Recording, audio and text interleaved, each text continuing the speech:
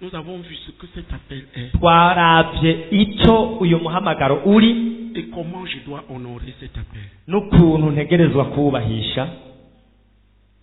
Ce que Dieu demande aux enfants, c'est d'honorer, à ses enfants, c'est d'honorer son nom. icyo Imana isaba abana bayo En fuyant ni ukubahisha izina ryayo gusa biba biheze mu guhunga icyaha cyose ikibi pouvoir cyose. encore avancer en apprenant à marcher dans la sainteté.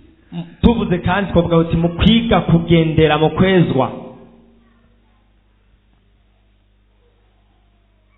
Il fuit le mal bahunga ikibi et apprend à marcher dans la sainteté. bakiga kugendera mu kwezwa. Alléluia. Amen.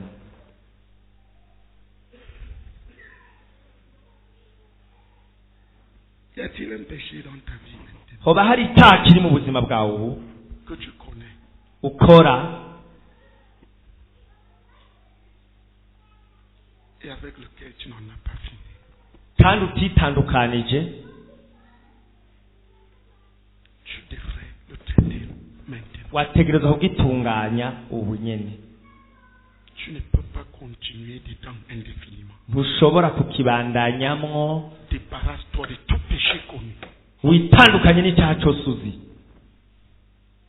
Il y a des péchés qu'on ne voit pas. Il y a des péchés qu'on ne voit pas.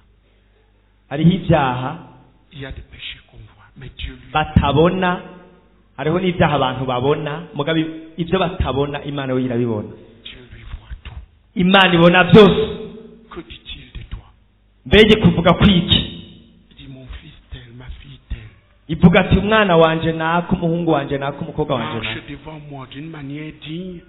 mbega agendera imbere yanje mu buryo bubereye, Digne de mon nom. bubereye izina ryanje.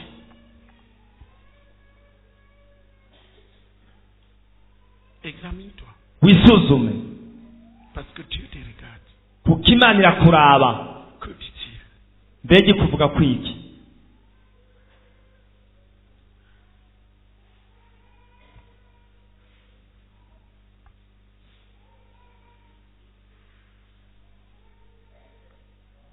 Examine. suzuma. Et si tu vois niwabibona, qu'il y a des choses que tu dois supplier Dieu, niwabona ko hariho ibintu utegereza kwinginga dont mu tu te Imana, répands et que tu dois supplier Dieu de t'en sortir maintenant, ibintu ukwiye kwihana ugaca winginga Imana kugira ibikubohore, tu vas te mettre à genoux uce upfukama et prier avec nous. usenge hamwe natwe. Comment Dieu te voit? mbega Imana ikubona gute?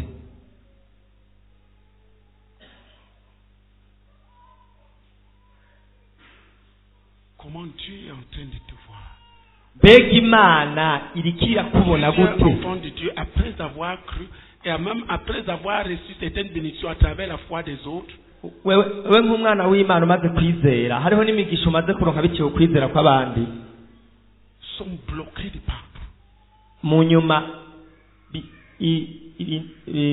baburi ibintu byose bibatirira Ils n'ont pas fui les choses qu'ils devaient fuir. kuko batahunze ibyo bategerezwa guhunga. Peux-tu décider dans ton cœur aujourd'hui de fuir cette chose? mbega woshobora gufata ingingo mu mutima wawe uyu munsi yo guhunga ibyo bintu, Et crier avec nous à Dieu. hanyuma ugatakambira Imana hamwe natwe? Si c'est le cas, mets-toi à genoux. nimba ari uko upfukame. Le pasteur Zéphirin vient prier avec vous, Pastor Zefire acaza avec tous qui sont dans ce cas. abarongorere gusenga. Tu as quelque chose qui doit être réglé, tu te mets à genoux. ufite ikintu ushaka ko Imana igufasha kwihana, Ne joue pas ici le jeu. Comment Dieu te voit-il? wewe ntukine, wewe wisunguti Imana imbona gute En tant que son enfant. nk'umwana wayo. Tu es concerné, mets-toi à genoux et prions. nimba bikwerekeye pfukama usenge, Pour mettre fin à ce jour. witandukanye uyu munsi. Il dit à Dieu, Dieu, je n'en veux plus, je ne veux plus. utubwira Imana ati mwami Je sinkibishaka, veux changer. ngomba gushinduka, Aide-moi. mfasha. Pasteur Zéphine, mwene data Zefira mwese abwira imana yaturira imana wature mu buryo utari bwigeze watura iri juru rikora ikintu cyose kiri mu mutima wawe byagutumye izina rya Kristo riri kuri wowe ritukwa.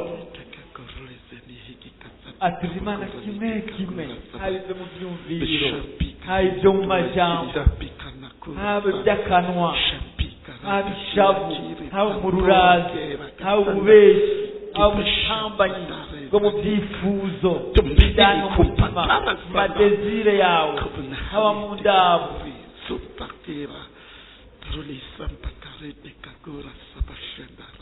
Mu kintu cyose aturira imana, aturira imana, aturira imana, aturira imana. Haba ukwiba imana, ukudatangira imana, iracumi n'amasiganwa, haba icyaha cy'ububeshi, nature ibyaha bijyanye na ibyaha by'akanwa, ibyaha by'akanwa, ibyaha by'akanwa, ibyaha by'ururimi, haba kubyumviriza cyangwa kubivuga. Gira imana, gira imana. Ibitwenza bibi, inkuru, amaburage, gira imana iguharire. Ubutamba ayo majambo, hari abantu bavuga ubutamba ayo majambo, kandi ari abana b'Imana, kandi ari abarombozi. Bwira imana, bwira imana, bwira imana. Icyacu guherana,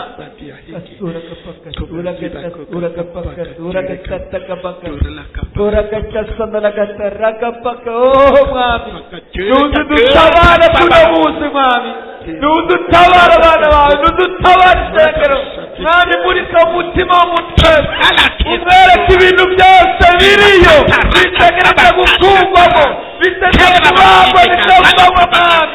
Ndagutangamiye Mwami, nureke umuntu wese, nureke ukwiwe Mwami, numwereke ako kaga, umuzane kwihana, umuzane kwihana, nugutera ibisuka icyo kintu cyamunezari, cyamutsinze. Uno munsi umuzane kugiheba, kukinesha. Okachasondora gote rebe siri durubada, okopakadire sorobe chaseneretere, okopakadurugu sanelagatere, ocheserebe dorogo sarabade,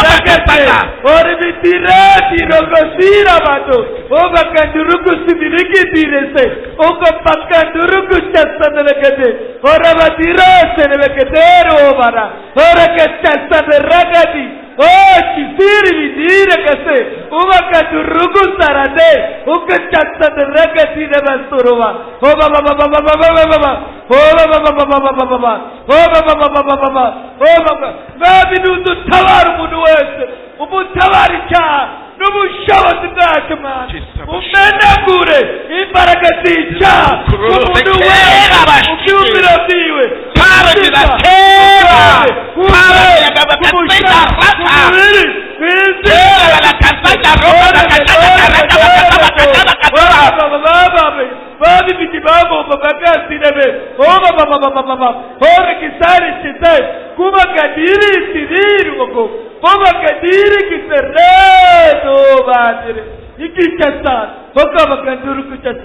Kopakatorogo chasadere, okapakatorogo sederege, okapakatorogo chese, oragaterega chisiribi, okapakatorogo se, oragachasaderega, okapakatorogo chesoroga sera, okipikidurugo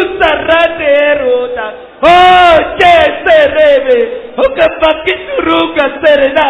Korikita regestarobara. Ekurukereru raru.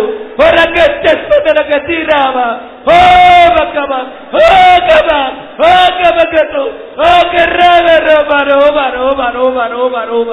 Ora keraka sidiriki sarabato.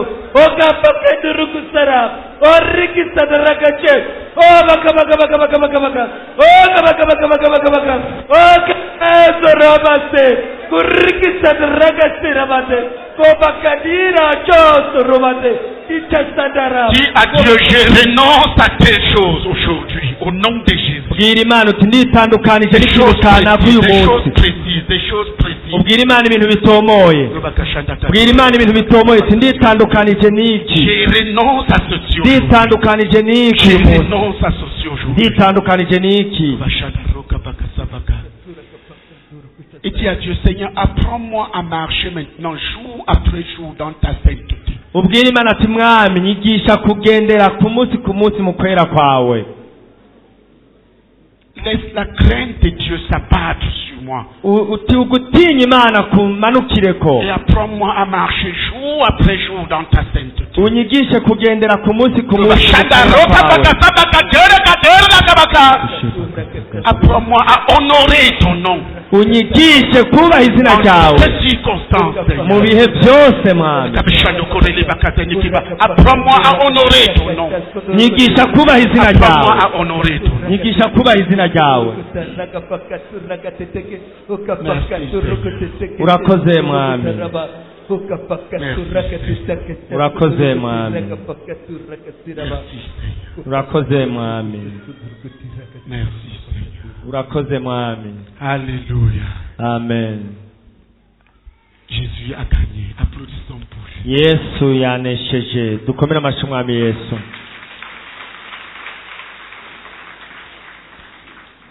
Nous avons vu twabonye l'appel initial umuhamagaro ku rugero rwa mbere de Dieu en Jésus-Christ. w'Imana muri Yesu Kristo. Ceux qui répondent à cet appel abitavye uwo muhamagaro deviennent enfants de Dieu. bahinduka abana b'Imana. Et Dieu leur demande kandi Imana ibasaba une seule chose, ikintu kimwe, d'honorer son nom kubahisha izina ryayo en s'éloignant de tout mal. mu kwitandu mu kujya kure Le y'ikibi mal cyose. parle de tout ce qui est du diable. Ikibi bisigura ibya Satani byose. Il s'agit du péché. ni ukuvuga icyaha. Ton péché pratiqué doit être attaqué et traité. icyaha cyose ukora utegereza kugitunganya. N'explique pas le péché, ça va te tuer. ntusigure icyaha kizoca kikwica. Confronte-le. ugihangare. Confesse. ucyature. Sépare-toi de ce qu'il faut te séparer pour ne plus retomber dedans. witandukanye n'ibyo ukwiye kwitandukanya byose. Et si ça ne kugira marche ntusubire pas, kubigwamo. cherche de l'aide auprès de ton faiseur d'islam. ubonye bitagenda neza urondere ugufasha. Mais il faut que tu en sortes. mugo bisaba utegereza kukivamo. Dieu ne te condamne pas parce que tu es tombé. Imana ntigucira urubanza kubera uko Mais Dieu waguye. te condamnera si tu ne... Tu vas déshonorer le nom de Dieu si tu demeures là-dedans. Imana izoguhana Cherche kuko à en sortir. Dieu va wabigumyemo. t'en sortir. zuguza izina ry'Imana mu kuguma mu byaha. Alléluia. Amen. Dieu peut t'en sortir. Imana irashobora kubigukuramo. J'aimerais dire aux saints, nashaka kubwira abera la sainteté peut être vécue. ukwera ni umuntu arashobora kukubamo. Le problème est celui-ci. Veux-tu ingorane marcher hari dans la sainteté? mbega urashaka kugendera mu kwera. Tu peux commencer à apprendre urashobora gutangura kwiga en t'observant toi-même, mu kwisuzuma wowe nyene, en te traitant ukitunganya. régulièrement. S'il y a quelque chose, tu règles. hariho ikintu Tu vas ukagitunganya. commencer à voir que tu passes une journée sans voir clairement dans quel péché tu es tombé. uzotangura kubona ko ushobora kumara iminsi Ou sans voir atacyaha quel mal tu as commis. kanaka gitomoye waguyemo. Alléluia. Amen. Tu as commencé à avancer. hanyuma utangure Si gutera tu intambwe persévères, uramirije en continuant à te traiter dans la crainte de Dieu, tu vas ukabandanya te rendre compte gutunganya mu que tu gutima passes Imana 2-3 jours uzobona ko mara iminsi 2-3 avant de tomber encore en quelque chose. Si tu persévères, tu vas Imbere te rendre y'uko ugwa compte mu que kintu kanaka. tu es en train d'apprendre à uzoba marcher uri dans la kuriga sainteté. Qui kugendera mu comprend? kwera ninde abitahura Qui comprend? ninde abitahura La chute ne doit pas être la fin, mais tu ne peux pas rester dedans. ukugwa si Et tu iherezo ne peux pas cacher. mugabo Parce que ntushobora ton Dieu kuguma aho voit ça. wakuye kuko Imana irabibona Ça va tuer ta relation avec Dieu. bizoca byica ubucuti bwawe Ça va n'Imana empêcher Dieu d'accomplir ses plans dans ta vie. bizobuza Imana gushitsa imigambi yayo mu buzima bwawe wigwaneko Certaines choses que tu vois que ça te dépasse, cherche un aîné spirituel qui peut t'aider, qui a déjà ibintu kanaka ubumva bitugora urondera umuntu agukurira mu buryo mpema bigufashe yamaze kubinesha à en sortir. Parce que certaines choses, tu pourrais ne pas être capable d'en sortir seul. kuko ibintu bimwe bimwe woshobora kwisanga udashoboye kubivamwo uri wenyene. Tu vois qu'il aura besoin de l'aide de quelqu'un dans un domaine. ninde abona ko akeneye umuntu amufasha mu gisata kanaka Lève la main. ashira ukuboko hejuru Lève la main. shira ukuboko hejuru S'il te plaît. Regardez ces gens. Les pasteurs, les dirigez-vous vers eux. abapasiteri nimubarabe b'abantu abapasiteri b'amashengero yabo mubegere Ou une sœur mûre ou un frère mûr dans l'église. canke mwene Ils ont data besoin d'aide. Tenez les mains debout. gumiza Les amaboko pasteurs, hejuru levez-vous et abapasiteri rassurez-vous mubarabe de ces personnes. haguruka muri abo On a bantu aidé tous les pasteurs, tous les faiseurs de disciples. abapasitori n'abarongozi bafasha abandi bantu Allez vers eux. nimurabe abo bantu mugende Surtout si tu mubabwire connais une de ces personnes, mais même si tu ne niba umuzi uwo muntu genda umurabe cyangwa ari mu ishengero urongoye. il y en a qui auront besoin d'aide. Tu lèves la main. shira ukuboko hejuru nimba ukeneye Pour gufashwa sortir d'un piège, kugira uve mu migozi d'un mal dans lequel le diable le tient captif. y'icyago kanaka satani Allez yakuboheye vers eux, il y en a là. bwaba ari n'abandi mugende Nous allons mubarabe prendre un temps. mufate umwanya Tu l'écoutes. umwumvirize Allez vers eux. Levez les mains. shira ukuboko hejuru hewe yewe Frère, allez prendre ces gens. bene data genda mutore abo bantu Prends la personne. utore uwo muntu. Tu as pris la personne. hari umuntu watoye Levez les mains. Quelqu'un va venir vers shira vous. ukuboko hejuru Encore quelqu'un. hagira umuntu aza Les sœurs. bashiki bacu Votre travail c'est quoi? igikorwa cyanyu ni iki? Levez-vous et allez aider les gens. haguruka mugende gufasha abantu.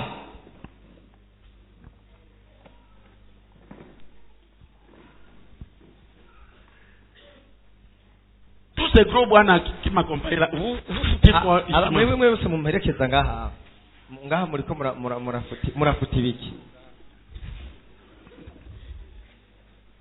Qu'est-ce que tu fais là?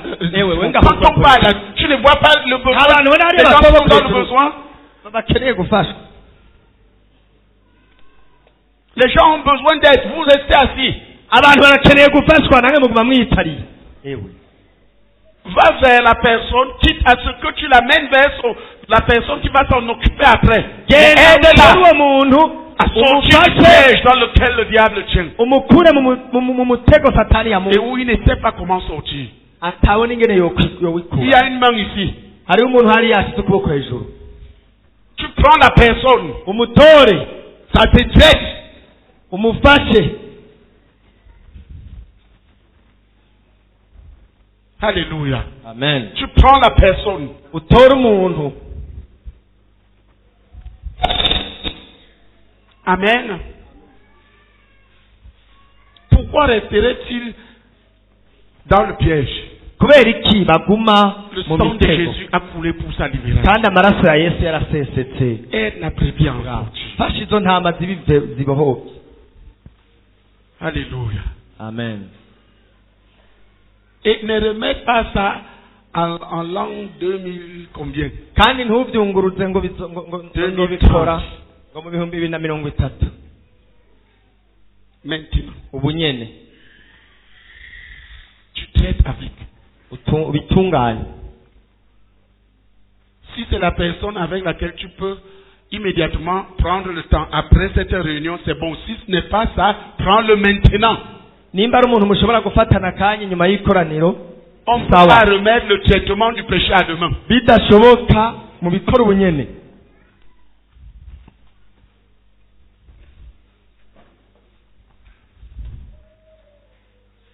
Alléluia. Amen. Pendant ce temps, ceux qui restent, vous pouvez sortir, même parler à gauche. Murashaka kugenda kuvuganira hanze muri ico gihe abasigaye Mais ngaha. prends la chose, traite-la à fond et cherche la personne qui connaît la personne qui va l'aider à surmonter ça. Umufashe mwinjire bwina ugabo hanyuma ucurondera umuntu. Mais si tu caches, c'est comme ça même que le diable va t'aimer. Ariko niwanyegeza uko nyene niko na Satani azoca agukunda. Vous savez, le diable est le prince des ténèbres. Murazi Satani n'umwami C'est-à-dire le w'umwijima. prince des choses cachées. Ni ukuvuga n'umwami w'ibintu binyegeje. Dis à ton frère voisin, le diable est le prince des choses qu'on cache. Bwira uwo mwicaranye uti Satani n'umwami w'ibintu banyegeje. Si tu caches, c'est comme ça même que le diable va t'aimer. Ati niwanyegeza bizotuma Satani agukunda. Et il va te mordre. Hanyuma akagukomora.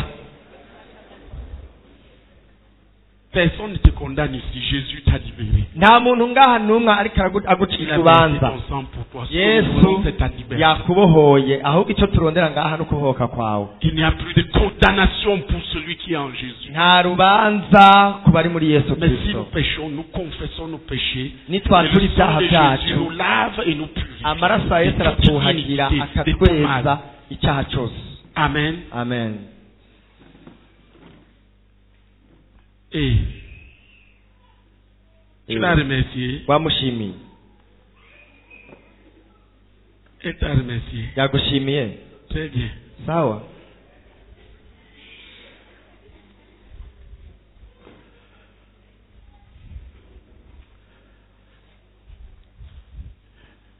Frère, les gens qui traitent mal leurs femmes, Mwene data abantu bafatana n'abagore babo sont moins que des coqs. barutwa n'isake. Le coq ne se bat pas avec la poule, même si la poule est folle. Isake ntiyigera igwana n'inkokokazi na inkokokazi yoba yasatse. Il ne se bat pas. Hein? Le coq ne se bat pas avec une poule, même si la poule est folle. Isake ntigwana n'inkokokazi naho yoba yasatse.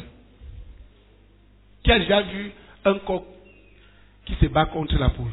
Ninde amaze kubona inkokokazi isake inobana n'inkokokazi? Lève la main. Akiri ukuboko hejuru. Dis à ton voisin. Bwira uwo mwicaranye uti Dis-lui, tu es mieux qu'un coq. Dis-lui, tu es mieux qu'un coq. bwira uwo mwicaranye uti Pas question de te battre. uraruta isake.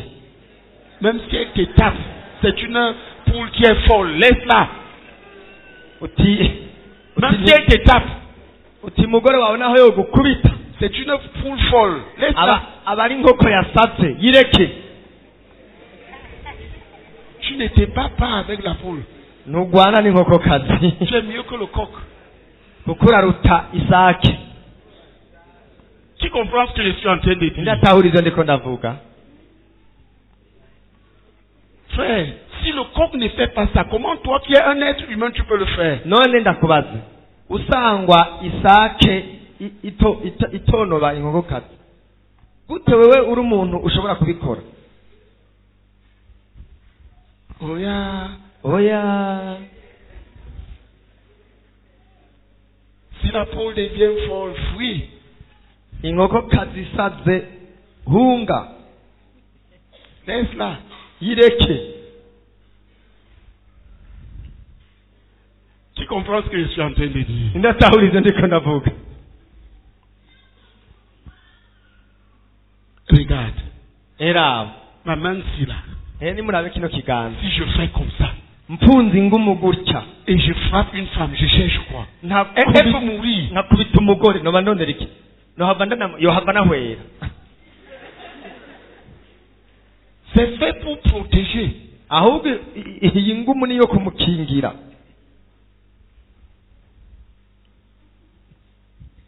Tu qui comprend ce que je suis en train de dire? ndatahuriza ndiko ndavuga. C'est un vieux un vieux en Christ m'avait posé cette question. Ni umuntu nyene w'umusaza muri Kristo J'ai eu à le faire une fois. yambarije ico kibazo. Narigeze kubikora rimwe. Et un vieux dans le Seigneur m'a dit, Enoné, regarde ta main là. Umuntu w'umusaza rero w'umukambwe mu Comment tu vy'impemu peux la prendre et acambaza ngo hera ico kiganza cawe. et frapper une femme? Ngo kudushobora kugifata ugakubita umugore. Ça m'avait lâché. Et quand j'étais dans le monde, Nkiri mw'isi j'ai pratiqué un caractère sauvage. Mon pied pouvait aller comme ça et t'enlever la tête. nakina karate z'inyeshamba narakubita umugore Sous la pression, iyo rero nsugerejwe mon pied est sorti. umunsi umwe nakubise umugore paf cyumukubita La gueule était comme ça. umunwa ucuravyimba nuko J'ai crié. candataka mfite karabaye. C'était la folie. bwari ubusatsi. Elle peut taper. wewe Taper quoi ici? arashobora gukubita ashaka ni hehe yo kubita nkababara ngaha. Tu prends une petite main là, tu connais ici. afite akaganza gatoya arashobora gukubita ngaha.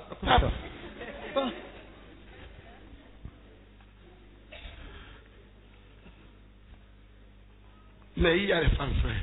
ariko hariho abagore On a délivré une à Remongue. hariho abagore bene data. Mais quand elle a fait ça, hariho umugore twabohoje mu rumongo les démons, yarakisukunye il y avait près de 4 frères ici. bene data bane badafashe ngaha araduza Les frères data barahundagara bose arasara kwega bene data barenena. Si tu as cette femme à la maison, tu es fini. ufise umugore nk'uwo mu nzu kaba kakubanye. Mais c'était les démons. mugabo zari inkomezi z'abadayimoni. Frère, pour maîtriser cette sœur, elle a délivré, c'était terrible. bene data uyo mugore kugira dushobore kumugumiza hamwe tumubohore. J'insiste sur une chose, un coq mugabo ndiko ndashimika ku kintu qui se kimwe. bat contre une poule, isake ikubita igwana n'inkokokazi. oya vous comprenez frère? murabitahuraga bene data. Et toi, tu es un enfant de Dieu, tu es plus qu'un coq. wewe rero uri umwana w'Imana usumba isake. Ne le fais pas. ntubikore. Tu comprends, jeune homme? wabitahuye mu Très musore. bien. Si ça t'énerve, va cogner les bananiers. wumvise agushabuje uragende ukubite ingundu z'ibitoki Jusqu'à ce que tu finisses gucika la colère. ishavu riheze Tu rentres. ucutaha. Ne le fais pas. ntubikore. Tu es un enfant de Dieu. uri umwana w'Imana. Alléluia. amen. Qui a une question? ninde afite ikibazo? Pendant qu'on est en train d'aider les frères qui sont sortis, mu gihe turindiriye bene data basohotse, tu peux poser la question ninde avant qu'on avance. yobatse ikibazo imbere y'uko tubandanya?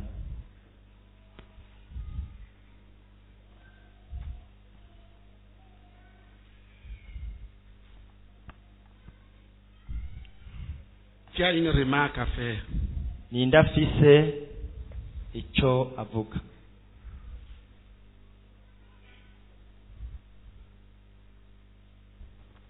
Qui a appris quelque chose qu'il voudrait nous partager? ninde afise ikintu yigishijwe? Je vais vous faire parler. nshaka ko muvuga. ninde afise ikintu Vous yigishijwe? avez fini ninde par afise ikintu yatahuye ashaka Nous kudusangiza? attendons les frères.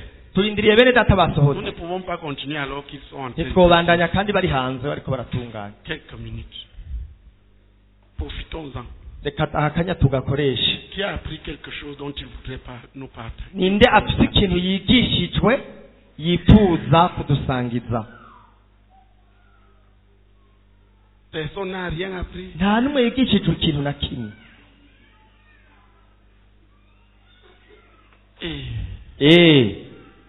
Donc, depuis que je parle là, kuva ntangura kuvuga il n'y a rien. nta na kimwe wigishijwe.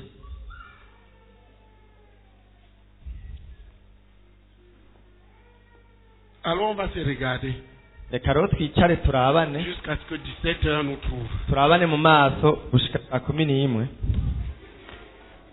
Personne ne rentre. ntihagire umuntu n'umwe ataha.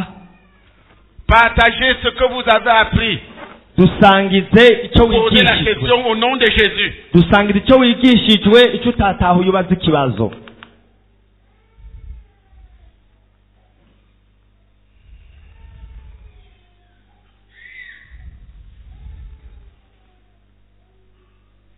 Parce que tes gens sont comment? Tu n'as rien appris. nta na kimwe wigishijwe. Qui a appris quelque chose? ninde yigishijwe ikintu kanaka? Quelques-uns ont appris quelque chose. Levez les mains comme ça. shyira ukuboko hejuru neza nimba hari ikintu wigishijwe. Voilà, viens nous partager ça là-bas. ingo dusangize icyo nyene. Là-bas, venez, venez, mwebwe venez. hariya ingo, mwebwe nyene hariya hejuru, Venez nous partager. muze mudusangize. Eh, venez. ingo Levez la main là.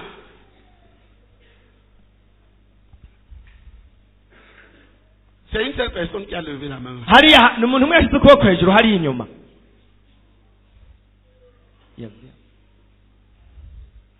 Je vais me lever, venir là-bas et ewe vous renvoyer. ndahaguruka nze hiyo ndabatore ndabazana aha. Oui. Yesu nashimwe. amen. Haleluya. Amen.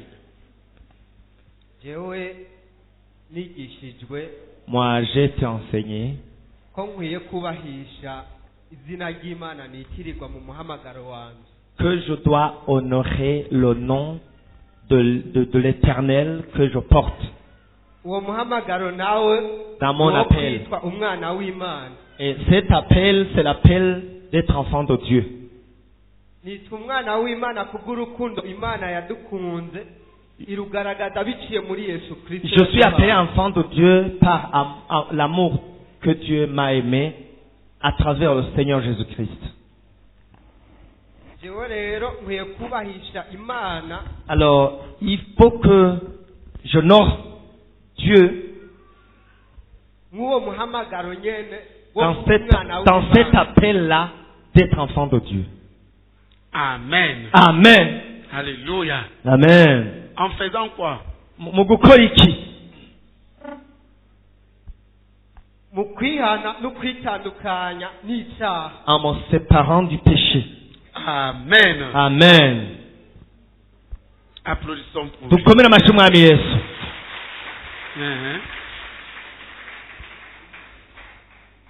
Yesu ashimwe. Amen. Nanjye natahuye cyane ikijyanye n'umuhamagaro wacu. J'ai beaucoup compris ce qui concerne notre appel. Aho twarose inyishu y'ikibazo bari batufashije ejo. Où nous avons reçu la réponse de la question qu'on nous avait posée hier. Rero natahuye ko umuhamagaro wanjye nanjye Alors j'ai compris que mon appel ari uko mbaho nubaha Imana. est d'honorer Dieu. Na cyane cyane mu kugendera mu kwezwa kwayo. Et surtout en marchant dans sa sainteté. Hanyuma cyo Une autre chose, nuko twigishijwe kuba kure y'icyaha. c'est que nous avons été enseignés de nous éloigner du péché. Icyaha nacyo kikatuma dukoza isoni izina twitirirwa. Parce que le péché souille le nom de l'Éternel que nous portons. Hari ikintu kimwe cyankoze ko atubwire ngo umuntu wese yiyumvira icyo yaba yarakoze kugira ngo yihane. Il y a une chose qui m'a touché quand il nous a conduit à analyser nos vies, à nous repentir. Hariho ikintu kimwe mu gisata kanaka mu gisata kimwe cyari kimaze iminsi kinsukereje cyane. Il y avait quelque chose qui m'oppressait dans un domaine. hanyuma iyo mwemu ukuntu yasugereza yari mwemu y'ubushakanyi. C'était un esprit d'impudicité qui m'oppressait. Rero tugiye ngo suzuma ukuntu wagenze hanyuma wihane. Il nous a dit analyse tes voies et répands-toi. Muri jewe hari ikintu kimwe ngiye mbona ndiko ndihana aho nariko ndasenga ntakambira Imana kugira ngo imparire. Alors pendant que je priais demandant à Dieu de me pardonner, nabonye umubabaro waho ubugingo bwanje bwariko buraja bintera kurira. j'ai eu la douleur dans mon cœur, l'affliction en voyant là où ma vie était en train d'aller, et j'ai pleuré. Rero nafashe ingingo yo kugendera mu kwezwa J'ai pris la décision de marcher dans la sainteté no mu kuba kure y'icyaha et de m'éloigner du péché. Que le Seigneur vous bénisse. Amen.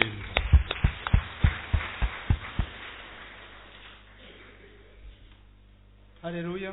Amen. Jewe turimo turigishwa kwiga ko turi abana b'Imana tunabisubiramwo keshi. Quand on nous enseignait en nous disant que nous sommes des enfants de Dieu, et on confessait, on proclamait que nous sommes enfants de Dieu, qu'on répétait à plusieurs fois, Twabisubiyamwo keshi tubwirana n'uwo turi kumwe ariko canumva yuko bidakwiye kugarukira ngaho ari kwisubiramo tukaraba yuko uko twagenze canke nyene yuko turi abana b'Imana nyimba turibo hagati yacu. j'ai parlé avec celui qui était à côté de moi et puis nous avons ensemble nous sommes dit qu'il faut analyser nos cœurs pour voir si nous avons marché vraiment comme des enfants de Dieu. Nasanze ari ivyo nyene bivugwa ko turi abana b'Imana. Je me suis rendu compte que vraiment que je confesse que je suis enfant de Dieu, Muri quartier aho tuba mais que au quartier là où nous habitons mu mashure dushobora kuba twigamo et à l'école où nous étudions, urashobora kugenda ukumva umuntu akubwiye ngo uri umukozi w'Imana. quelqu'un peut te dire que tu es serviteur de Dieu. Abantu rero bobo nubwo twoba tutari tubitahura barabizi. Même si nous on n'était pas conscient de ça, les gens le savent, le voient. Naciye ntahura rero yuko izina ry'Imana iyo turisuzuguje Alors tukasuzuguza ubwami n'umuryango tuvamwo. Alors j'ai compris que lorsque nous déshonorons le nom de l'Éternel et le royaume auquel nous appartenons, abantu benshi batandukanye n'abatarizera beaucoup de gens, surtout ceux qui n'ont pas encore cru, baba baramaze kwakira yuko twebwe tutari mu muryango wabo. normalement ils nous voient comme appartenant à un autre royaume. Iyo rero dukoze ibintu bitandukanye n'ibyo bari batuziko Alors, tubona mu bibanza batari bategezwa kutubona. alors quand nous faisons des choses qu'ils n'attendaient pas de nous et qu'ils nous voient dans des milieux, dans certains milieux, ko tuba dutandukanye cyane gose n'umuryango nuko twari twitwa nico ndashoboye gutahura. alors qu'à ce moment-là, nous vivons, nous ne manifestons pas ce que nous sommes et le royaume auquel nous appartenons. naciye fata ingingo jewe nyene ku bwanje Alors j'ai pris la décision personnellement yuko aho nzoba mpagaze que partout où je serai, n'igikorwa cyose nzoba ndimo ndakora et quel que soit le travail que je serai en train de faire, nokwama ncungera ko umuryango nuko niyitwa arivyo biguma que je vais veiller à ce que le nom que je porte et le royaume auquel j'appartiens soit honoré. ivyo nashoboye gutahura. C'est ça que j'ai compris. Amen. Applaudissons. Amen. Dukomere amashyi mwami Yesu. Yesu ashimwe. Nanjye ikintu nigishijwe Ce que j'ai compris, nuko nitwa umwana w'Imana c'est que je m'appelle enfant de Dieu. kandi kwitwa umwana w'Imana Et être appelé enfant de Dieu, ni uguheba icyaha c'est se séparer du péché. kuko icyaha nicyo gituma tutitwa umwana w'Imana. Parce que c'est le péché qui nous empêche d'être enfant de Dieu. hari ikintu kimwe rero rero niyumviriye Et alors, j'ai pensé à quelque chose. nko ku ijambo twigishijwe ngo umugabo agwana ngo ameze ngo isake ntinobana n'inkokazi. Comme on nous a enseigné que le coq ne peut pas se battre avec une poule, iyo umugore wabaye intagondwa ku mugabo, alors, lorsque une femme devient impossible hari igihe aux usanga yeux de l'homme, hari igihe usanga bakwanye nyine ugasanga wa mugabo kubera kugondorwa il arrive que ils se battent parce que le monsieur se trouve dans des conditions où il ne peut pas résister. Est-ce qu'il a un enfant de Dieu? aba ari umwana w'Imana none. yego bihaye Donc Oui, il ne oui. doit pas se battre. ugasanga umugore nyine ntagondetse kandi bamuhanura ntiyemwe. Mais la femme est vraiment impossible quand on lui donne des conseils, Non, non. elle ne change pas. Est-ce que tu t'étais marié pour conseiller? none uba wazanye umugore kugira ngo umuhe impanuro. C'était pour la conseiller que tu l'avais épousée. turamuhanura ka Oya, wamuzanye kugira umuhanure. Oui. Est-ce que tu as épousé ta femme pour la conseiller? none wazanye umugore kugira ngo umuhanure, Pour être un conseiller? kugira ube umuhanuzi wiwe, Ou pour être un yesu amoureux? ashimwe. cyangwa bamuzanye kugira umukunde. namuzanye kugira ndamukunde mugana wa Bien, voilà. urumva Oui, je l'ai amené pour l'aimer, mais quand elle aussi refuse de m'aimer, Écoute, umviriza mutama. les gens amènent beaucoup de confusion. Abantu barazanamo kuzazanirwa kwinshi. Pose-toi d'abord la question, pourquoi j'ai épousé cette femme? Banza wibaze ikibazo uti kubera iki nazanye uyu mugore? Parce que tu l'aimais, alors aime-la. Kubera wamukunda, rero mukunde. Ce n'était pas pour la commander. Niwari wamuzanye kugira umutegeki. Dans ce cas, tu aurais pu aller chercher une bonne. Iyo aba ari uko, iyo ushaka gutegeka, wari ugenda kwizanira kurondera umukozi muyaya. Ce n'était pas pour la conseiller. Niwanamuzanye kugira ngo umuhanure. Ce n'est pas ton disciple. Kuko si umwigisha wawe. C'est ta femme. Ni umugore wawe. Aime-la. Mukunde. Et écoute, nous sommes mariés. Umviriza, turubatse. À un moment donné, il faut simplement fermer la bouche. Haragiye kigera bigasaba ko wugara umunwa gusa. Parce que dire ne va servir à rien. Kuko kuvuga atabifasha n'intete. Aime-la. Mukunde. Donne-lui ce que tu as. Umuhe ibyo ufise. Embrasse-la fortement. Umuhobere cyane. Ça va résoudre beaucoup de problèmes. Bizokemura ibibazo byinshi. Cherchez à la commander, frère. Kurondera kumutegeka mwene data. C'est que tu cherches des problèmes. Nukuvuga uba uri kuharondera ingorane. Laisse. Mureke. yewe gukora amakosa.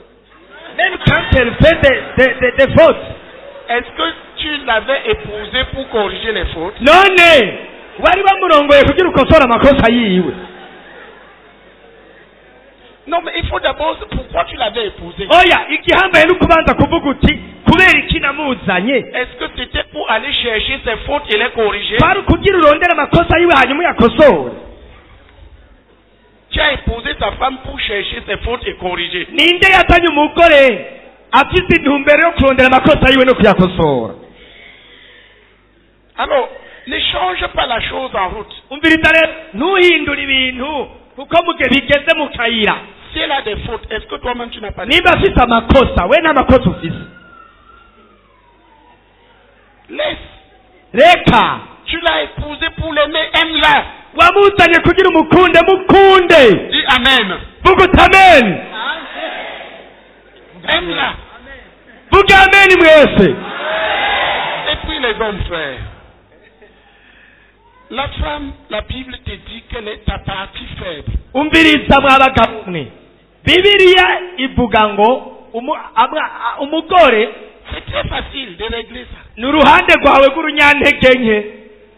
Laisse-la bavarder. Mureka avuge. Achète-lui le bonbon. La chose qu'elle aime là. Utumugurira imbombo, umugurira ikintu akunda. Utumuha. Achète le bonbon. Et l'affaire est terminée. Umugurira imbombo bizoba biheze. C'est tout. Nibyo. Si elle aime les pains, Akunda ibitenge, akagutuka tumugurira igitenge. Utaje ukabona kurongo. Mugurira igitenge. Azoca asubira gutwenga. c'est tout. Nibyo. Si tu cherches à bavarder, tu ne vas Ni pas. warondera guharira nawe. Et les femmes sont fortes en bavardage. Kandi abagore barakomeye mu bijyanye no guharira. Allez même au tribunal, elle va te gagner. Muragomba muce no muri sentare azogutsinda. Je vous dis la vérité. Ahandi babwita ukuri. La seule personne avec laquelle j'ai craint d'avoir à discuter, c'est ma femme. Umuntu wa mbere ntinya ko duharira n'umugore wanje. Parce que je n'aurai jamais raison. Kuko sinokwigera ndamutsinda. Ne prends pas ça comme ça. Nawe ntubifate uko. Ne cherche même pas à avoir la raison. Nturondere no kumwemeza canke ngo Tu umutsinde. as seulement raison de l'aimer. Okay, ahubwo ikintu kimwe gusa ufise wemerewe ni ukumukunda. Dis Amen. Vuga uti amen. Aimer, c'est donner et c'est donner. Gukunda ni ugutanga no kwitanga. Amen. Amen. Si elle veut saper avec toi, sape avec elle, cherche un soir, sape avec elle. Si elle veut balader avec toi, Ashatse ko mutemberana mufatanye urondera akanya ari ku mugoroba mufatane mutembere. va là où on fait les coques, fais-lui manger un coq. Ashaka ko murya inkoko genda muce murya inkoko. L'affaire est terminée. Bizoba biheze. Si ça peut aider, c'est bon. Niba byofasha bizoba ari byiza. Vous avancez. Muce muguma mwibandaniriza ubuzima. Sois juste un peu sage. Nugire gusa akenge gato Dans ta relation avec ton époux. mu migenderanire yawe n'umugore wawe. Ne cherche pas les discussions. Nturondere Ça ne guharira, marchera pas. nturondere ko ugira ukuri bizotambuka. On est d'accord? Turumvikanye? Qui est d'accord avec moi? Ninde abyemeye hamwe nanje? Pardonne. Muharire, Fais du bien. umugirire neza. Aime-la. Mukunde. Point final. Ibyo birakwiye. Oublie le reste. Ibisigaye ucubyibagira. Si elle dit que tu as la tête de cochon. Avuze ngo ufise urutwe nk'urw'ingurube. Ce n'est pas parce qu'elles peuvent tout dire, frère. Kuko barashoboye kuvuga ibintu byose bene data. Le seul problème, c'est qu'il n'y a qu'une cochonne qui peut épouser quelqu'un qui a la tête. Gusa ingorane ihari ingurube kazi yonyene niyo yorongorwa n'umuntu afise umutwe w'ingurube. Laisse. Ibindi tubireka. C'est tout. Nibyo. C'est ce que la Bible te conseille. Nicyo Bibiliya iguhanura. C'est savoir que ton épouse est un sexe faible.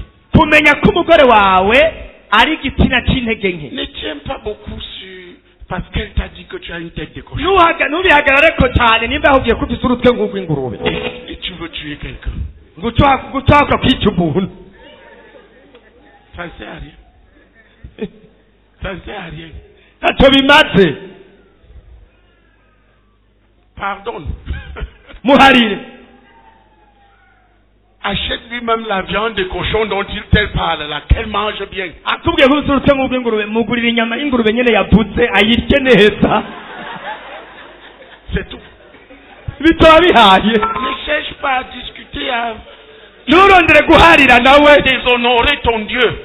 Utosanga uri kurasuzuguza Imana yawe. Parce que la Bible te dit qu'il ne faut pas qu'un homme de Dieu ait des querelles. Kuko Bibiliya ivuga ngo ntishaka ko umukozi w'Imana atongana. Et je vais te dire, la première personne, Kandi ngira ndakubarira umuntu wa mbere.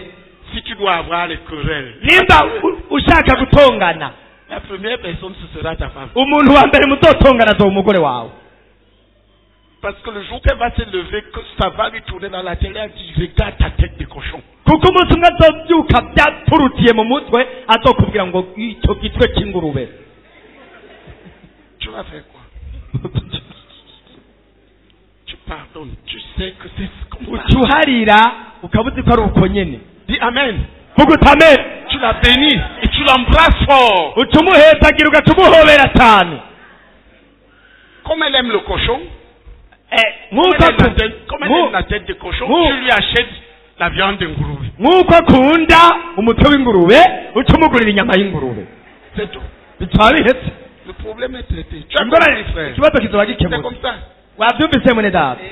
yesu ashimwe. amen. ego ndashimye ku nyigisho nigishijwe.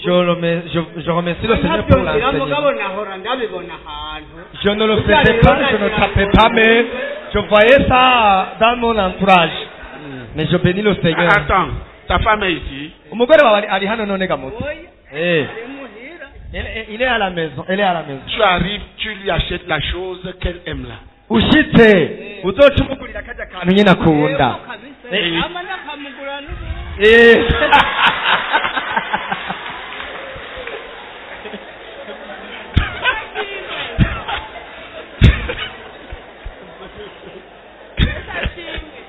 Amen. Amen. Moi aussi je suis très contente. Ce que j'ai compris, là où l'église dans laquelle je priais, on parlait beaucoup de l'adoration des saints. Je croyais que quand quelqu'un est mort, il va dans le purgatoire. Quand il a fait du bien, et quand il a fait du mal, il va en enfer. Je me disais alors, les saints là qu'on nous dit d'adorer, que c'était des créatures, des êtres spirituels qui n'ont jamais vécu sur terre. Je bénis le Seigneur d'avoir reçu la lumière sur ça. Amen. Une autre chose que j'ai compris. D'abord, il n'y a pas de purgatoire. Ça n'existe pas. Et ce n'est pas parce que les gens ont fait ce qui est bien ou mal qu'ils vont en enfer. Tout le monde a péché. Si c'était sur cette base, tout le monde irait en enfer. Qui comprend? La base, c'est est-ce que tu as Jésus? Est-ce que tu es enfant de Dieu? Si tu es enfant de Dieu, tu n'iras pas en enfer. Point final. Qui comprend? Si tu n'as pas Jésus, même si on t'appelle pape, tu iras en enfer.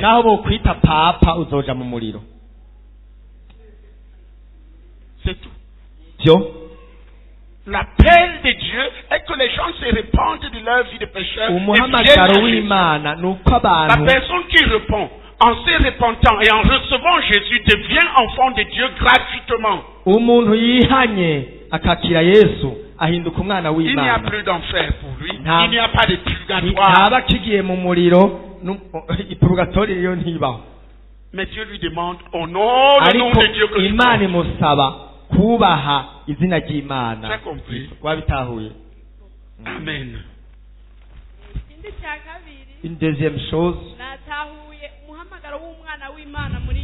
j'ai compris l'appel d'un enfant de Dieu en Jésus. J'ai compris que l'appel d'un enfant de Dieu en Jésus, tu deviens enfant de Dieu et tu honores le nom de Dieu et tu honores ton appel partout où tu te trouves. Dans ce que tu fais, tu honores alors cet appel pour que tu portes des fruits d'un enfant de Dieu. Alors il y a quelqu'un, pendant qu'on priait à Jésus, il y avait une personne que j'avais refusé de pardonner qui m'avait tellement blessé. à un certain moment, c'est comme si je pardonnais.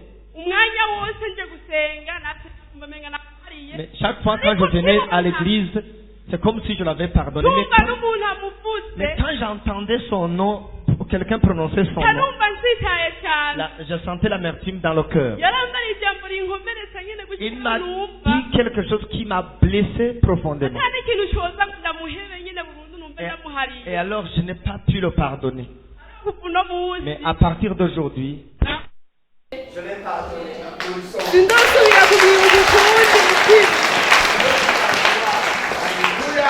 Amen.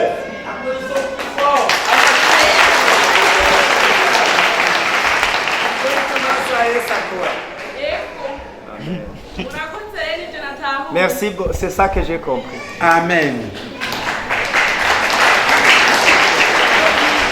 Volume. Micro. Courant. Allumez le. Je lance un appel à son peuple. À tous ceux qui sont devenus ses enfants. Quel est cet appel? Devenez des imitateurs.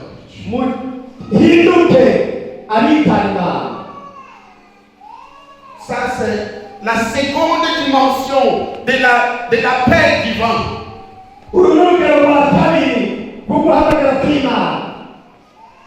Deuxième dimension de l'appel.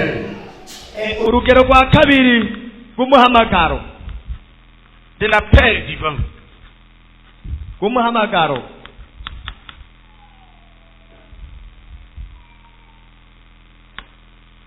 Souvenez-vous que la volonté de Dieu, c'est que tous soient sauvés, mais ça ne s'arrête pas là, et qu'ils deviennent, qu'ils connaissent la vérité, c'est-à-dire qu'ils deviennent semblables à Jésus. Qu'ils deviennent des imitateurs de Jésus. Qui comprend? La vérité, c'est Jésus. Connaître Jésus, c'est devenir de plus en plus un avec lui. C'est devenir semblable à lui. Qui comprend? Qui comprend ça? Cet appel s'adresse à tous les enfants de Dieu.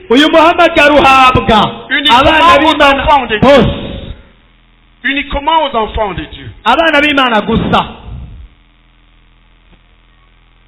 Il ne s'adresse pas aux autres qui n'ont pas répondu au premier appel.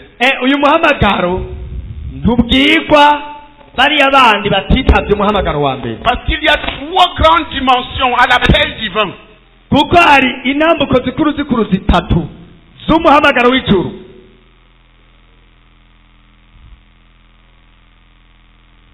C'est l'appel à être disciple de Jésus. Cela veut dire imitateur de Jésus. C'est l'appel qui nous est adressé. J'aimerais qu'on lise certains versets. Ephésiens 5, verset 1. Quelqu'un va lire.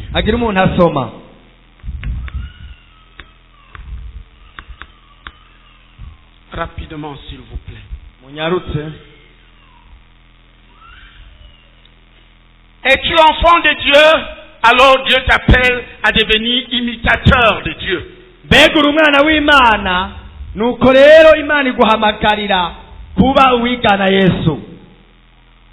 Devenez donc les imitateurs de Dieu comme des enfants bien-aimés. Vous voyez? Étant des enfants bien-aimés de Dieu, dis à ton frère, enfant bien-aimé de Dieu.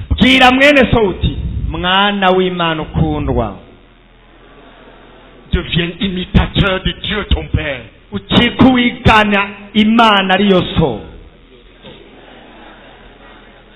Oui. Nuko mwigana Imana nta bana ikunda. Amen. Amen. Lis la suite en français, je veux écouter. Soma D'abord. ibikurikira mu gifaransa nu. Et marcher dans la charité à l'exemple de Christ. Ok, ça va. Juste le verset 1. Umurongo wa mbere gusa. Comme des enfants bien-aimés de Dieu. Nta bana Imana ikunda bene data.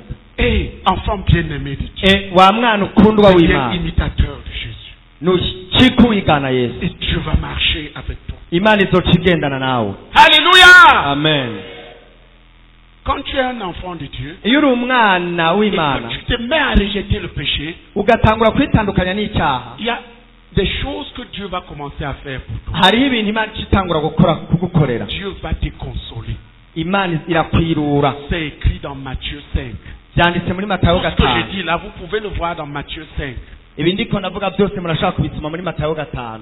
Il dit, Avuga ngo heureux ceux qui se savent perdus, ngo hahirwa abo bazi ko bazimiye. car le royaume de Dieu est à eux. Si tu reconnais que tu es perdu, et Kuko tu te bwanditse tournes Imana vers bwawe. Jésus, tu seras sauvé. Iyo wemeye ko Deviens enfant wazimiye, du royaume. uzi ko wazimiye ugacuza kuri Yesu, Mais il ajoute, ucuronka agakiza. heureux ceux qui pleurent, ceux des enfants qui voient le péché et ne veulent pas écrire. Hanyuma avuga ati Écrire, hahirwa écrire, se hahirwa répandre, abarira. crie à Dieu pour être libre. Ukuvuga abantu bibona bafite ibyaha bibaboshe Ils vont- bagahita batakambira Imana barira. Ils vont expérimenter quelque chose d'autre que Dieu fait. La consolation. Bazoca Dieu va les baronka consoler. ikindi kintu Imana ikora. Dieu va les Ukwirurwa. consoler en ruinant tout ce que le diable a mis dans leur vie. Imana izobirura mu gusambura ibyo byose Satani Et en yashyize mu buzima restaurant bwabo. tout ce que Dieu a pour eux.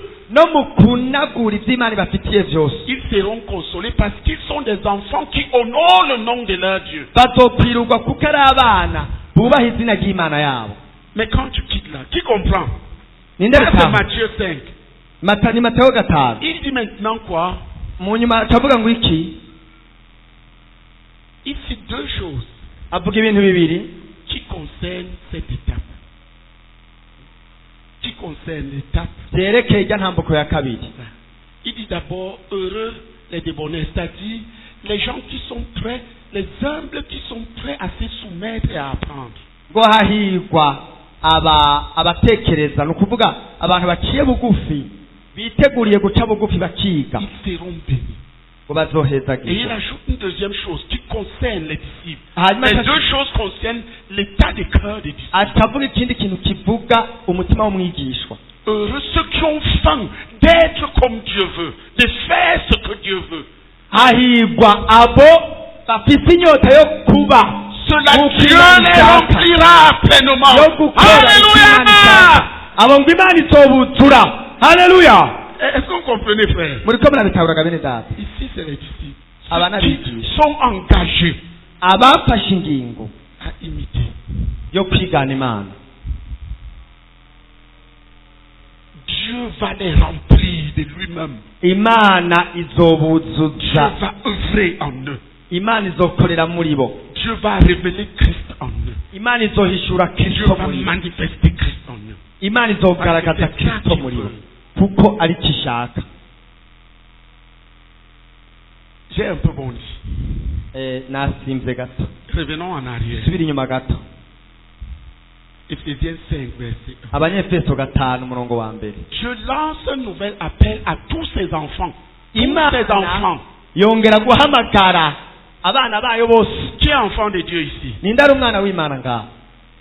Dieu te lance un appel. Imana iraguhamagara. Il dit, Ikubwira ngo comme des enfants bien-aimés de Dieu, ngo nk'abana Imana ikunda devenez des imitateurs de Christ. mukika bigana Kristo. Qui comprend ça? Ninde bitahura? Ça, c'est un appel. Uyu ni umuhamagaro. Vas-tu répondre? Mbega uzowitaba As-tu déjà répondu? canke warawitavye Ou vas-tu refuser? canke uzovyanga? Certaines choses, tu ne franchiras pas une certaine marche avec Dieu sans avoir répondu à ça. ntuzogera ku rugero kanaka aho ugendera n'Imana Tu seras utitavye uyu limité dans ta muhamagaro. connaissance de Dieu si tu t'arrêtes à être un enfant. Uzogira uburimbi bijanye no kumenya Imana kwawe niwashaka kuguma uri Et umwana. écoutez bien, Umviriza neza. frères bien-aimés, bene data bakundwa, deviens imitateur de Dieu. mucika bigana Imana. Dis-le à ton voisin. Bwira uwo mwicaranye. Bibwira uwo mwicaranye. Bien-aimé sœur telle, bien-aimé frère tel, uti mukundwa mushiki wanje naka mwene data imitateur de Dieu. cika ukundi uwigana Imana. Appelle-le par le nom. Muhamagare mu izina uwo mwicaranye. Tu ne connais pas, demande. Utamuzi izina rimubaze. Bien-aimé frère tel, bien-aimé sœur uti telle, mukundwa mwene data naka deviens imitateur de Jésus. cika ukundi uwigana Imana Yesu. Ne continue pas à marcher comme toi-même tu veux. Ntubandanye kugenda nk'uko wewe nyene ushaka. Deviens disciple de Jésus. Hinduka umwigisha wa Yesu. Qui comprend ça? Ninda bitahura. Dieu interpelle ici ses enfants à devenir Ngaha imiteurs de Dieu. Imana ihamagarira abana bayo guhinduka. Tous les enfants de Dieu ne sont pas automatiquement des disciples de Christ. Abana b'Imana bose ntabwo arabigishwa ba Kristo gutyo gusa. Ils peuvent être des enfants sincères Barashobora kuba ari abana b'imvuga kuri qui fuient le péché, bitandukanya n'icyaha, mais ils ne veulent pas apprendre à marcher comme Jésus. ariko badashaka kwiga kugenda nka Yesu. Il y a beaucoup de choses qu'ils ne connaîtront pas en Christ. Hari ibintu byinshi batazomenya muri Kristo. Mais Dieu dit, Ariko Imana ivuga ngo si tu es mon enfant bien-aimé, nimba uri umwana wanje nkunda. qui est enfant bien-aimé de Dieu? Ninde ari umwana akundwa n'Imana ngaha? Lève la main. Shira ukuboko hejuru. Voilà, c'est toi. Ni wewe nyene. C'est à toi qu'il s'adresse. Ni wewe Imana ibarira. Il dit, mon enfant, Ivuga ngo mwana que wanje j'aime profondément, nkunda cyane, deviens mon imitateur. ntukikunyigana. Ne marche plus comme tu veux. Ntugende uko ushaka, Apprends à marcher comme je veux. niwige kugenda Et nk'uko comme je vais nshaka. marcher. Nk'uko nshaka. Qui comprend cet appel? Ninde atahura uwo muhamagaro? C'est l'appel à être disciple. Ni umuhamagaro wo kuba umwigishwa wa Yesu. Vous savez, Murazi le problème de la chrétienté aujourd'hui, c'est là. ingorane y'ubukristo bw'iki gihe iri aho nyene. Beaucoup d'enfants Abana benshi qui n'ont jamais répondu à l'appel de devenir imitateurs de Christ. batigeze bita umuhamagaro wo kuba abigana Kristo. Il est enfant Ni umwana et il devient pasteur. mugabo agataba pastori. Pasteur enfant. Pastori w'umwana. Vous savez ce que Dieu en dit? Murazi icyo Imana ibivuga ko Parce que c'est ça qui est commun aujourd'hui. kuko ibyo nibyo bigwiriye ubu. Il dit, Ivuga ngo mon peuple ngo ubwoko bwanje est dominé par les femmes. ngo buganjwe n'abagore Et c'est les enfants qui le dirigent. kandi burongorwa n'abana. Quand Dieu veut maudire un peuple, quand Dieu veut maudire un peuple, iyo Imana ishaka kuvuma ubwoko il lui donne des enfants pour dirigeants. ibuha abarongozi Qui b'abana ne connaissent rien à la marche avec Jésus. batazi na kimwe mu bijyanye no kugendana na Ils Yesu. sont juste des bons enfants de Dieu. Ni abana b'Imana beza Qui ont même des talents. b'amatarano Mais ils ne connaissent rien de Jésus-Christ. ariko ata kimwe bazi kuri Yesu Kristo. Ils ne connaissent pas ce que les cris, les grands cris de Jésus à Gethsemane. Ntibazi ugutaka no gutakamba cyane kwa Yesu i Getsemani. Ils ne connaissent rien. Nta na kimwe bazi. Ils ne connaissent pas la croix. Ntibazi umusaraba. Ils ont fui toutes les douleurs. Barahunze kubabazwa kose Je comprends ce k'umusaraba. que je suis en train de dire. Ninde atahura ibyo ndiko ndavuga? Si Dieu est un peuple, il lui donne. Iyo Imana yanka ubwoko ibuha abana ngo J'ai baburongore. cité ce verset quelque part ces derniers jours. Uwo murongo narawuvutse ahantu hamwe mu minsi iheze. Et c'est lequel? Il dit, uvuga ngo mon peuple est dominé par les femmes. ngo ubwoko bwanje buganjwe n'abagore C'est les enfants qui le dirigent. ngo kandi burongorwa n'abana. Lorsque Dieu a voulu punir Israël, Igihe Imana yashaka guhana Abisirayeli il lui a donné pour dirigeants des enfants yaci ibaha abana ngo babarongore et des femmes pour l'oppresser. n'abagore bakaba aribo babakanta. Mais attention, ariko uragaba enfant ici, tu peux avoir un enfant avec une barbe blanche. uragaba urashobora kuba ufise umwana mugaba afise ubwanwa buri mwimvi. C'est un enfant spirituel. Ni umwana wo mu buryo bw'imhemu. Tu peux avoir aussi une femme en pantalon. urashobora no kuba ufise umugore Il a bien le pantalon, mais c'est une femme spirituelle. yambaye ipantaro mugaba ari umugore mu buryo bw'imhemu. Il remplit les conditions d'un dirigeant femme. ni ukuvuga yujuje ibisabwa by'umurongozi w'umugore.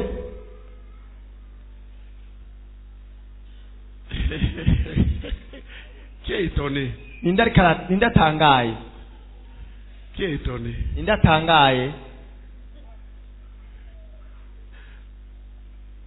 Qui est étonné par ce que je suis en train de dire? ninde atangajwe n'ibyo ndiko ndavuga? Qui a vu le verset? ninde yabonye uwo murongo? Isaïe, lis. Lisez en français et en kirundi. Je fais juste, regarde frère, si nous ne formons pas des gens, nous allons avoir des dirigeants qui sont terribles. Un enfant ne peut répondre aux besoins des personnes. Il utilise les gens pour dominer sur eux et les écraser. ntashobora gufasha abantu ahubwo akoresha abantu kugira ngo ahonyanga abandi. Un enfant aime les jouets. umwana akunda ibikinisho. Et tous les jours il veut un nouveau jouet. kandi ku munsi abashaka ikintu gishasha akinisha. Les jouets, c'est les nouvelles voitures. ibikinisho ni imodoka nshasha. Les nouvelles vestes. ikoti nshasha. C'est facile de distinguer un dirigeant qui a un enfant. biroroshe kubona umurongozi w'umwana. Son attachement aux choses, sa course derrière les choses. ukwimatanya n'ibintu, kwiruka inyuma y'ibintu. Qui comprend ce que je suis en train de dire? ninde atahuriza ndiko ndavuga? Quand tu arrives au Nigeria, ushitse muri Nigeria, si on dit que tu es un pasteur, bavuze ko uri umupastori, ça veut dire que tu as un parc automobile. ni ukuvuga ko uba ufise imiduga, urutonde rw'imiduga Un myinshi. parc d'au moins 10 véhicules. n'imiburi ubu pariki imiduga 10. On a le Hammer. harimo Hammer. Tu cites tous les véhicules. utondagura izindi. Ça veut dire c'est un pasteur. aho rero batavuga ngo uyu muntu n'umwungere. Des enfants à la tête du peuple. n'abana biruka inyuma y'ibintu. Ils aiment les jouets. bakunda ibikinisho. Jésus avait combien de voitures? Yesu yari afite imodoka zingahe? Voici mes voitures. ngirizi imodoka zanje. Je marche prêchant l'évangile de Jésus de Nazareth. Alléluia. Amen. Écoutez frère, umviriza bene da. nous vous disons c'est la vérité biblique. ibi tubabwira n'ukuri kwa Bibiliya. Regardez, era la plupart des téléévangiles sont comme des stars. abavugabutumwa benshi bo ku mateleviziyo bameze nk'abasitari. Qui a noté ça? ninde amaze kuyibona? Ils portent les chaussures les plus chères, les habits les plus chers, les montres les plus chères, bambara ibirato bya mbere les montres les bizinze, plus à la mode, impuzu za mbere bizinze n'ibindi bigezweho. Qui a noté ça? ninde amaze kuyibona? Ils brillent. batayangana. C'est des enfants. n'abana. Dieu punit un peuple qui ne veut pas lui ressembler en leur donnant des enfants. Imana ihana ubwoko budashaka gusa nayo mu kubuha abana ngo baburongore.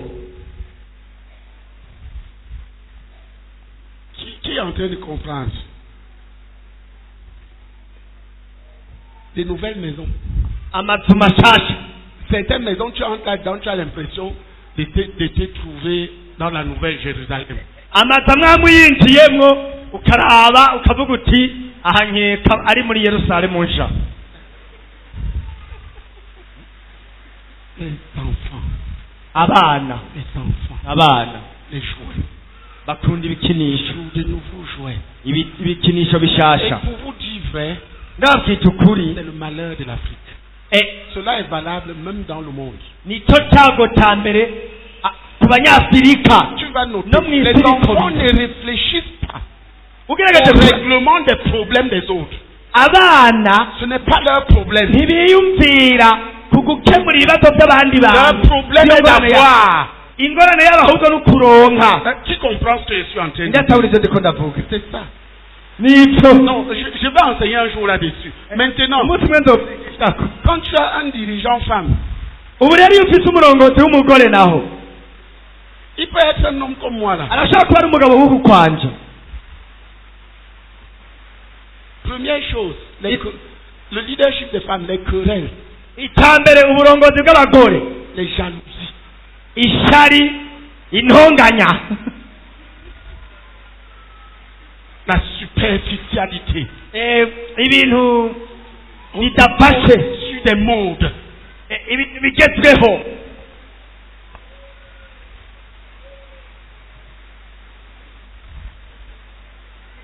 les jalousies. ishari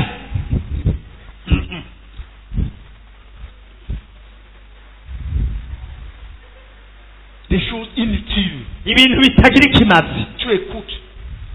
urumviriza C'est des commérages bizarres. ukumva insaku Des zitagira choses qui ne sauvent personne, n'aident personne. ibintu bidakiza umuntu n'umwe bidafasha umuntu n'umwe C'est un leadership versé dans l'inutilité. n'uburongozi buri mu bitagira ikimazi Qui voit un peu les ramifications. ninde ariko arabona imizi yabyo Ça peut être un homme comme moi comme ça, arashaka kuba ari umugabo nk'uku kwanje mais qui est leader femme. ariko akabana umurongozi w'umugore Le peuple va souffrir. ubwoko bugira ngo buzobabazwa Tu vas entendre. Il a dit qu'on lui a dit qu'on lui a dit que. ngo yavuze ko bamubwiye ko bamubwiye ko bamubwiye ko Qui comprend ce que je suis en train de dire? ninde atahuriza ndiko ndavuga Écoute frère, umviriza je mwene data n'écoute pas de telles choses. ibintu nk'ibyo sindabyumviriza L'homme de Dieu a des oreilles et il n'entend pas. umukozi w'imana arafise amatwi ariko ntiyumva Il a des yeux, il ne voit pas. arafise amaso ariko ntabona Parce qu'il n'est pas là pour exposer les gens, il est là pour aider les gens. kuko abereyeho kugaragaza abantu Certains qu'il doit aider peuvent être ses pires ennemis. Mais abereyeho il ferme kubafasha les yeux là-dessus. bamwe Et mu bafasha bashobora kuba ari abansi biwe runuka mu byabo akahumiriza akabafasha Mais quand c'est une femme, ariko iyo ari umurongozi w'umugore on m'a dit, bambariye ko qu'on a dit, ko bavuze ko que tel a dit, ko naka yavuze ko que tu es sorcier. nguru umurotsi Alors, je vais commencer par où? none mpera he On a dit, bambariye ko qu'on a dit, ko bavuze ko que l'autre a dit, ko uwundi yavuze ngo que tel lui a dit que. ko naka yamubariye ngo Je commence par où? none mpere kuri inde Un leadership de bavardage inutile. uburongozi bwubakiye ku Et bitagira de ikimazi confusion générale. n'ukuzazanirwa kwa rusange Quand Dieu veut fouetter un peuple, il lui donne une femme iyo imana ishaka guhana ubwoko ibuha umurongozi w'umugore comme dirigeant. ibuha umurongozi ameze Les nk'umugore femmes, ne vous énervez pas contre moi. abagore ntimuhave mutangura kunshakurira Imaginez nimwiyumvire que ce soit ma fille ici qui soit leader à Moyinga. yumvire nk'uyu mukobwa wanje Plusieurs personnes déménageraient de cette église-là le même jour. arongora ishengero ry'imuyinga abantu benshi botungwa nayo bameze bagahunga iryo shengero mu mwanya muto Parce que leur fin sera arrivée. kuko iherezo ryabo ryo bari bashyitseko Elle est juste femme. n'umugore kuba gusa ari umugore Quand une femme te hait, elle te hait. iyo umugore akwanza bakwanza Et quand elle t'aime, elle t'aime. iyo agukunze nawe aragukunda Tu comprends ce que je suis en train de dire? inatahuriza ariko ndavuga Ce sur quoi le frère peut passer.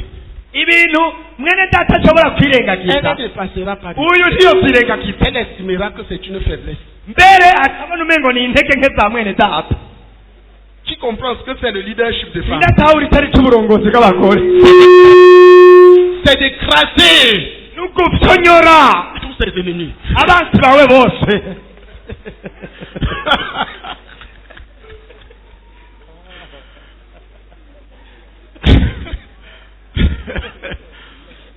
Oh, tout le monde, un jour ou l'autre, peut pécher contre toi. kandi umuntu wese uno munsi canke hirya y'ejo yoshobora kugucumurako. Même tes propres enfants. n'abana bawe wakuye mu Si nda. tu veux écraser les gens, prépare-toi à écraser même tes enfants. nimba ushaka gufyonyora abantu uritegurira no gufyonyora abana bawe. Tu comprends? nindabitahura. Le leadership spirituel n'est pas pour écraser, c'est pour sauver. uburongozi bwo mu buryo bw'imihemu si ubwo gufyonyora ni ubwo gukiza. Sauver, ni ubwo gukiza bénir. guhetagira. Je brosse juste. Mais vous pouvez lire le verset, réfléchissez dessus. murashaka gusoma uwo murongo mukawiyumvirako ndiko Lisez na le verset soma uwo murongo. et réfléchissez dessus. Lis. Lis et réfléchis. Ton leadership, c'est... Ta direction, c'est quoi? C'est la direction d'une femme, ubyiyumvire ku burongozi bwawe bumeze gute? d'un enfant ni uburongozi bw'umugore canke bw'umwana ou d'un homme fait en Jésus. canke bw'umugabo bushitse muri Yesu? Le leadership d'un papa, il prend soin des autres. uburongozi bw'umupapa ni ukwitwararika De abana. ses enfants, quel que soit ce qu'ils font. abana biwe akabitwararika ibyo Il bamukorera connaît byose des corrections, arashobora gukosora, mais il ne vise pas Dieu. mugabo intumbero yiwe si ukwica. Oui. yego. Mon peuple a pour oppresseur des enfants et des femmes dominent sur lui. Mon peuple, ceux qui te conduisent t'égarent et ils corrompent la voie dans laquelle tu marches. Voilà. Quand un peuple ne veut pas écouter Dieu, Dieu lui donne ce genre de leadership. Iyo Bien égaré. iyo ihanga ridashaka kumvira imana, imana Les ikiri gens habe qui ne n'ubwo connaissent pas le burongozi, chemin de la vérité. uburongozi butazi inzira y'ukuri. Oui, lis en Kirundi. soma mu Kirundi.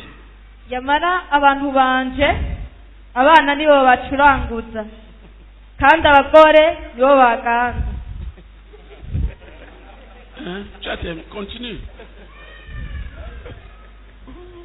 Tu as fini. Relis. subiramo ntiwahejeje. yamara abantu banje abana nibo bacuranguza kandi abagore nibo babaganza.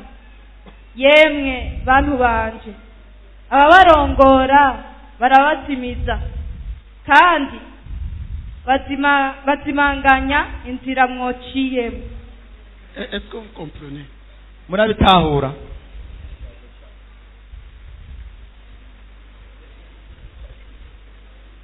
Frère, bene data, laissez les femmes faire, vous allez voir le diable. muretse abagore akaba aribo barongora muzoca mubona satani. Laissez les enfants coloniser le peuple de Dieu et vous allez voir l'anarchie. mubonye Les enfants abana amènent l'anarchie. abana b'Imana iyo aribo barongoye haca habaho Les femmes, c'est le diable. akajagari. abana mu buryo bw'imihemu bazana akajagari, abagore nabo ni satani acara ataganza. Mais ne voyez pas ça sur le plan charnel. ariko ibyo ntimubiraye mu buryo bw'umubiri.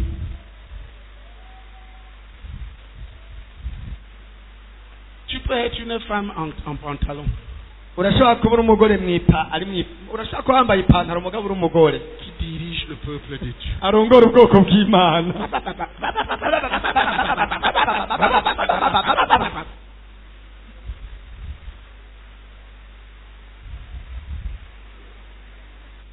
Que Dieu nous sauve.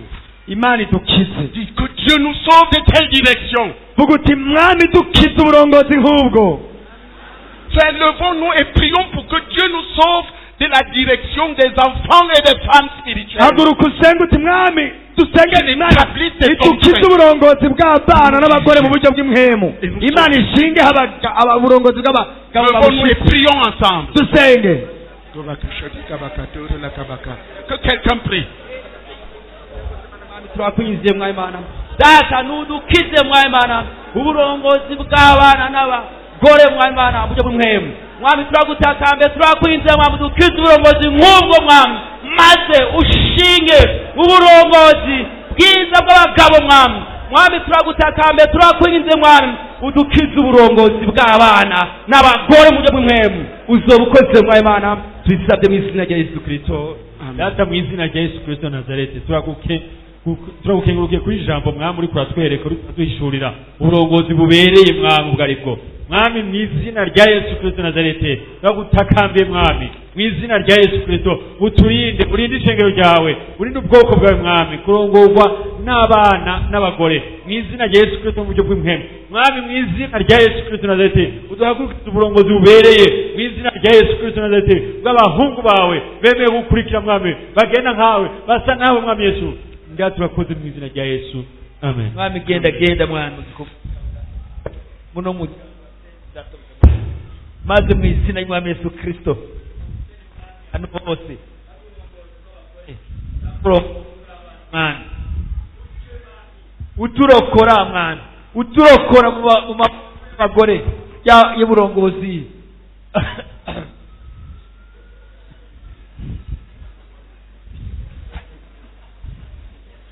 Amen. Gloire à Jésus.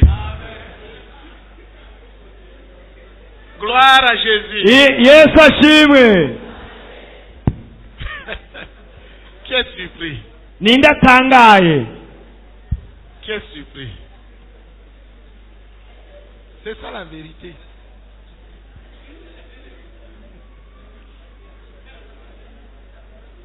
C'est ça la vérité. Uko niko kuri. Tu veux nous dire pourquoi il est surpris? Ninde yotubwirira ikimutangaje? Ce qui le surprend. Ninde yomubwira ikimutangaje?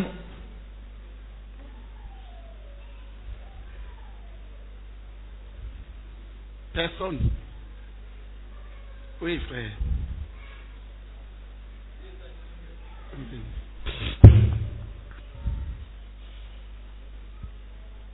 Jewe ikintangaje novuga yuko ari hishurirwa rishasha ndonse.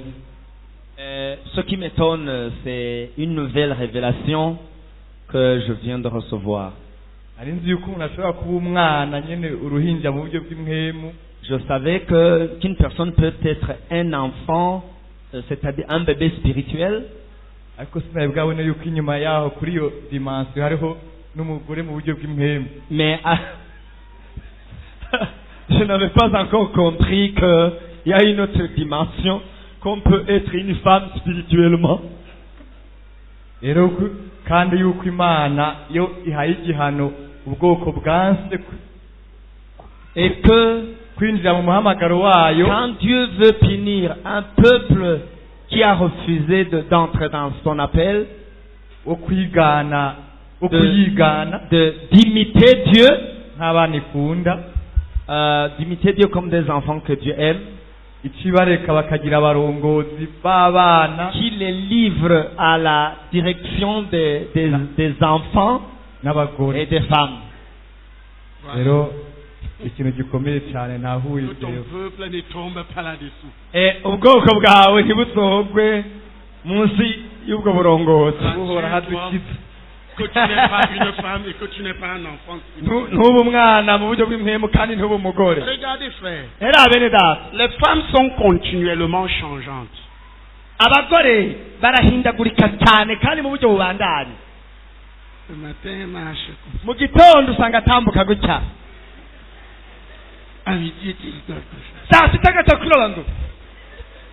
Tu ne sais plus très bien quelle couleur prendre. Pardon?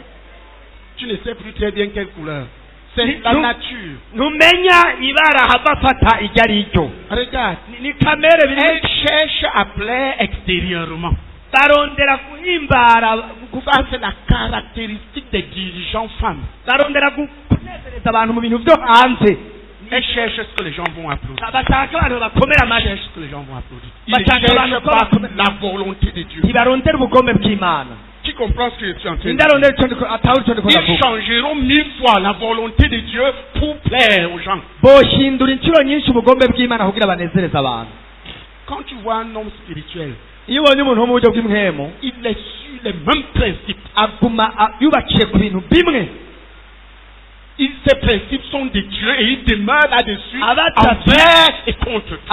Et il amène son peuple. Ça, c'est un homme fait.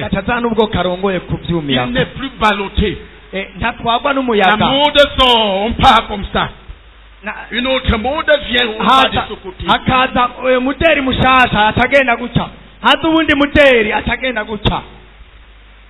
Ça, l'ensemble de cela forme un leadership que Dieu est.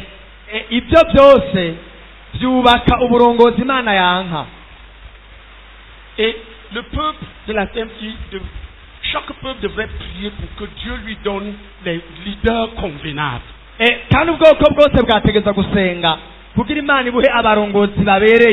leaders qui aiment leur peuple et qui souffrent pour le peuple. Pour que le peuple soit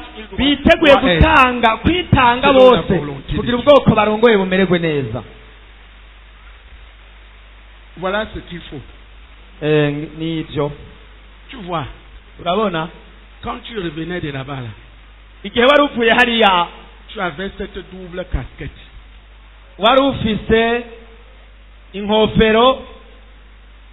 Enfant et femme.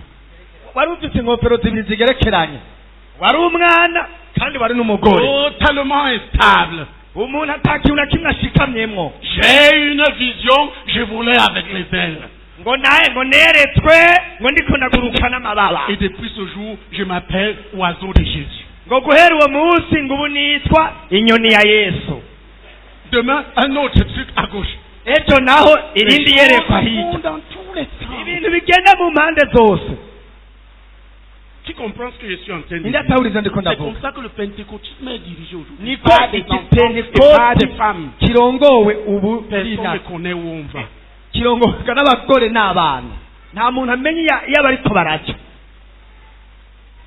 Voilà les réalités. Ne demandez pas à vos dirigeants d'être des gens faibles. Ils doivent être des gens qui tiennent sur la vérité.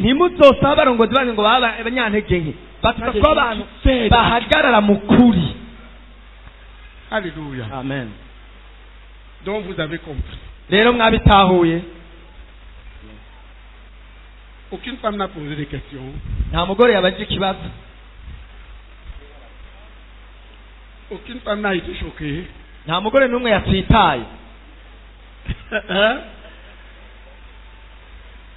Alléluia. Amen. Alléluia. Amen. Revenons à notre message. Dieu dit, comme des enfants bien-aimés, devenez mes imitateurs. Devenez les imitateurs de Dieu. Vous êtes mes enfants. Et vous savez combien je vous aime. Je vous adresse maintenant un nouvel appel. Devenez mes imitateurs, vous qui êtes mes enfants bien-aimés. Ne restez pas des enfants. Tu comprends? Ça, c'est l'appel que Dieu adresse à tous ses enfants bien-aimés.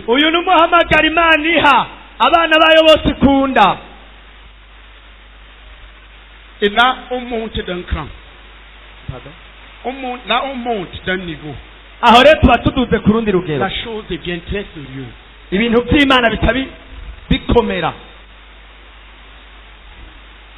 Ça, c'est la seconde dimension de l'appel en Jésus. L'appel à être disciple de Jésus. Disciple de Jésus veut dire imitateur de Jésus. Tu es enfant de Dieu, ça c'est sûr. uri umwana w'Imana ibyo birazwi. Es-tu disciple de Jésus? Mugabe ikibazo uri umwigisha wa Yesu. Pose la question à ton voisin. Bazi icyo kibazo wo mwicaranye. Enfant bien-aimé de Dieu. Uti wa mwana w'Imana ikunda cyane.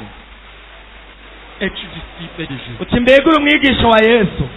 Veux-tu devenir disciple de Jésus? Turashaka kuba umwigisha wa Yesu. Alléluia. Amen. Voyons. Turabe.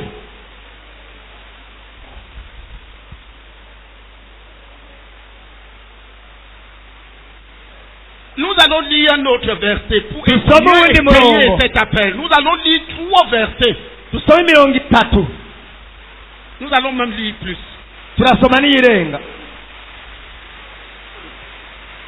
Étant devenu enfant de Dieu, Dieu va te consoler. Il va te libérer de certaines choses. Il va t'affranchir de plusieurs liens. Pardon? Il va t'affranchir de plusieurs liens. Il va te bénir. Mais si tu ne t'engages pas à devenir disciple de Jésus, tu vas recommencer à sombrer. Parce que tu n'as pas répondu. Tu n'as pas continué à marcher dans la vocation, dans l'appel. L'appel commence par l'appel à devenir enfant de Dieu. Et continue par l'appel à devenir disciple. Lisons. Romains 8, verset 9. Romains 8. Abaroma 8 verset 9 umurongo w'icenda. C'est les Bibles là. Eh oui. Il faut les remettre.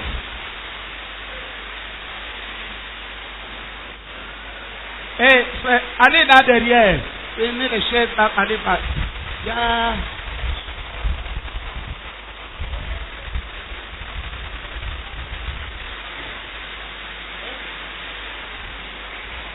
Alléluia.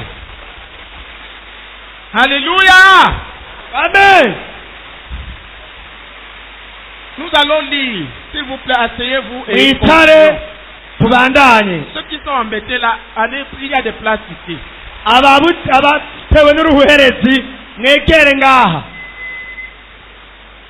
Pasteur, revoyez votre église que ce soit hermétiquement fermée. Mettez des vitres plus solides. Il y a des dimensions. Choisissez des vitres avec des dimensions plus grosses. Fermez.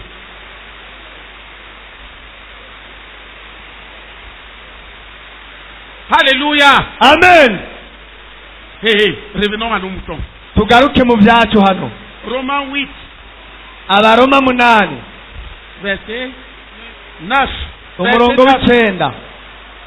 Disons. Soma. Pour vous, vous ne vivez pas selon la terre, mais selon l'esprit, si du moins l'esprit de Dieu habite en vous. Si quelqu'un n'a pas l'esprit de Christ, il ne lui appartient pas. Attends, ce n'est pas ça exactement. Là où il dit ce qu'il a appelé 28, 29.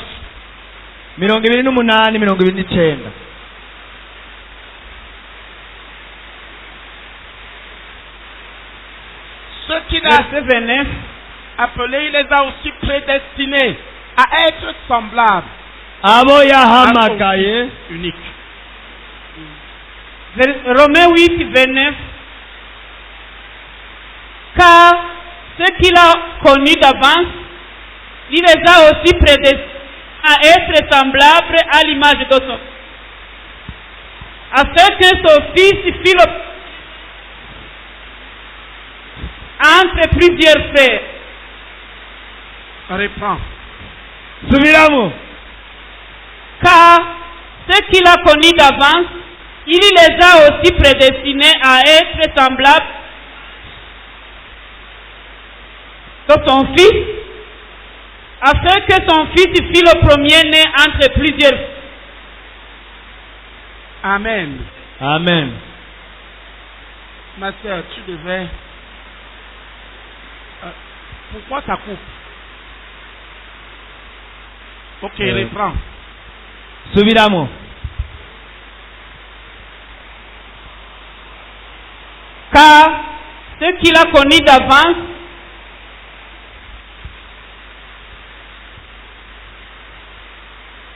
Car ceux qu'il a connus d'avance, il les a aussi prédestinés à être semblables à l'image de son Fils, afin que son Fils fût le premier-né entre plusieurs frères.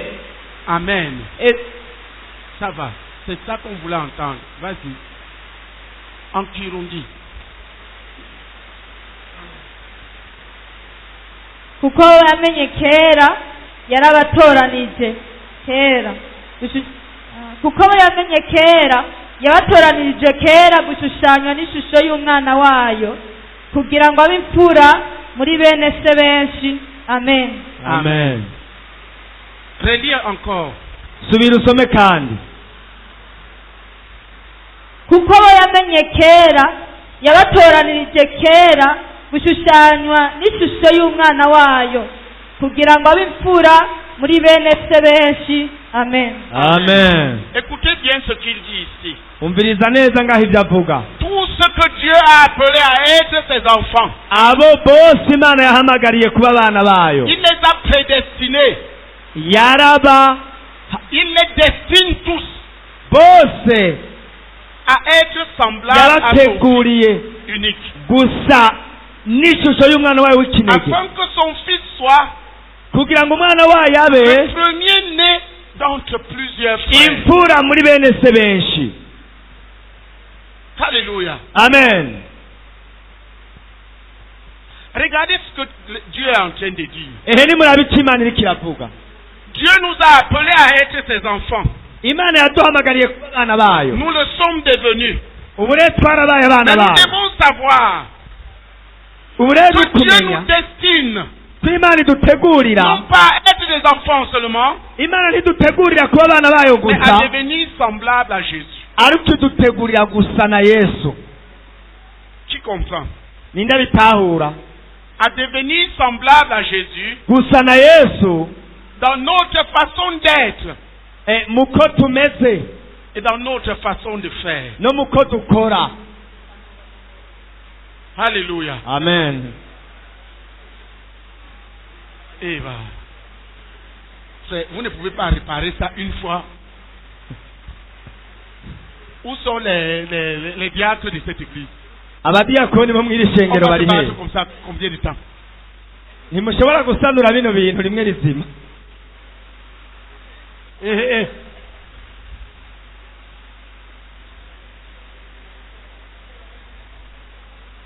Les vitres, fermez-les.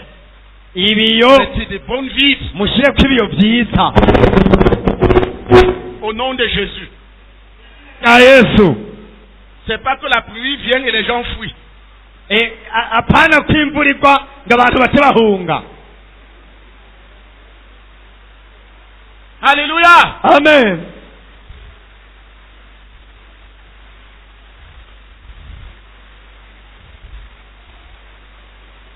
Dis, Dieu me destine Buguti Imana integurira en tant qu'enfant de Dieu jewe nk'umwana w'Imana à être semblable à son Fils Jésus-Christ, gusa n'umwana wayo Yesu Kristo, afin que Jésus soit le premier, le grand frère entre plusieurs frères. kugira Yesu abe imfura muri bene se benshi. Jésus est ton grand frère. Yesu ni mukuru wawe, C'est lui que tu dois imiter. niwe Amen. utegerezwa kwigana, Tu dois apprendre à marcher comme lui. utegerezwa kwiga kugenda nkawe. Je veux aimer comme Jésus. Nshaka gukunda abandi nka Yesu. Je voudrais aimer comme Jésus nifuza gukunda abandi nka Yesu toute ma vie. ubuzima bwanje bwose. Je veux enseigner comme Jésus. Nshaka kwigisha nka Yesu. Je veux enseigner comme Jésus. Nshaka kwigisha nka Yesu toute ma vie. ubuzima bwanje bwose. Je veux prier comme Jésus. Nshaka gusenga nka Yesu. Je voudrais prier comme Jésus. Nashaka gusenga nka Yesu toute ma vie. ubuzima bwanje bwose. Quand il était là-bas, Igihe yari hariya là-bas en Galilée, hari i Galilaya il pria sans cesse. yasenga ubudahumeka. Il pria sans cesse. Yasenga ubudahumeka. Lui qui était Uko yarari le bien-aimé Fils de Dieu. yari umwana akundwa À w'Imana. combien plus forte raison, moi qui ne suis qu'un homme, None ntibikwiye ko jewe ndi umuntu il me nshikiriza faut kubikora. prier comme Jésus. Nkwiye gusenga nka Yesu. Je voudrais prier comme Nari Jésus nifuza gusenga nka Yesu toute ma vie. ubuzima bwanje bwose. Je voudrais jeûner comme Nshaka Jésus. kwitondesha nka Yesu. Oh mon Seigneur, je veux jeûner Nshaka comme kwitondesha nka Jésus Yesu toute ma ubuzima vie. bwanje bwose. Je voudrais servir comme Nashaka Jésus. gukorera abandi nka Yesu. Qui comprend? Ninde bitahura? C'est cet appel. Nuwo muhamagaro. Apprendre à marcher comme Jésus a marché. Kwiga kugenda nk'uko Yesu yagenda. En tant qu'enfant de Dieu. Wewe nk'umwana w'Imana Devenir imitateur de Christ. ukaba wigana Yesu. C'est cet appel que l'Église a rejeté. Uwo muhamagaro niwe ishengero ryanse. Et qui fait que l'Église de Jésus est faible aujourd'hui. Kandi nicyo gituma ishengero rya Yesu rigira intege nke ubu. enfant. Tout le monde est content d'être enfant. Bose banezerewe kuba ari abana. Mais les gens ont refusé d'emprunter le chemin que Jésus a emprunté. Ariko abantu baranse guhitamwo inzira Yesu yaciyemo. Regardez frère, Era mwene data. il y a un grand peuple de Dieu dans le monde entier. Mwisi hari ubwoko buniniya cyane bw'Imana. Mais voyez, Ariko raba combien de disciples y a-t-il? mbega harimo abigishwa bangahe? L'Église a connu beaucoup de réveils Ishengero pendant les âges. ryagiye rirabamwo umubyuro kanguro inshuro nyinshi. Mais il y a quelque chose qui manque, qui fait que ces réveils ne tiennent pas longtemps. Gituma n'iryo kanguro iyo rije ritarama ngo rimara igihe Il kinini. manque d'engagement à la vie de Jésus. Habutseho abantu bafata ingingo yo kuba Yesu. Il manque des imitateurs de Dieu. Habutse abigana Imana. Je voudrais donner comme Jésus. Nari nifuza gutanga nka Yesu. Je voudrais donner comme Jésus. Nifuza gutanga nka Yesu Toute ma vie. ubuzima bwanje bwose. J'entends les enfants de Dieu qui prient pour que Dieu leur donne. Ndumva abana b'Imana basenga kugira Imana ngo ibahe ibintu. Mais j'entends très peu Ni bake numva qui prient pour donner comme Jésus a donné. basenga kugira ngo batange nk'uko Yesu Les yatanze. riches qu'il était, Naho yari umutunzi il s'est fait pauvre yihinduye umworo pour que les pauvres deviennent riches. kugira ngo aboro bahinduke abatunzi. Applaudissons pour le Nazareth. Dukomere amashyi umunyanazareti. Il a donné tout, même sa vie, Yatanze byose n'ubuzima bwiwe nabwo pour nous enrichir. kugira dutungishe.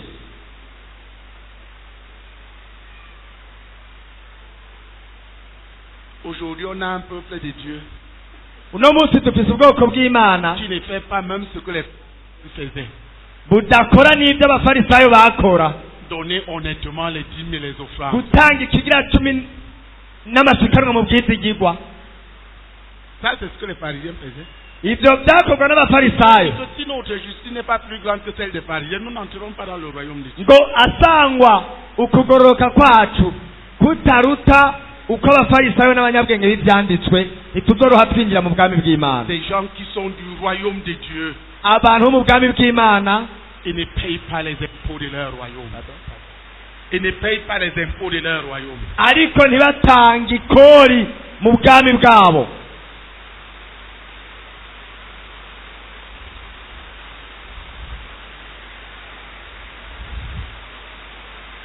Dis, tu appartiens au royaume de Dieu. Dis-le. Tu es du royaume de Dieu. Respecte les lois de ton royaume.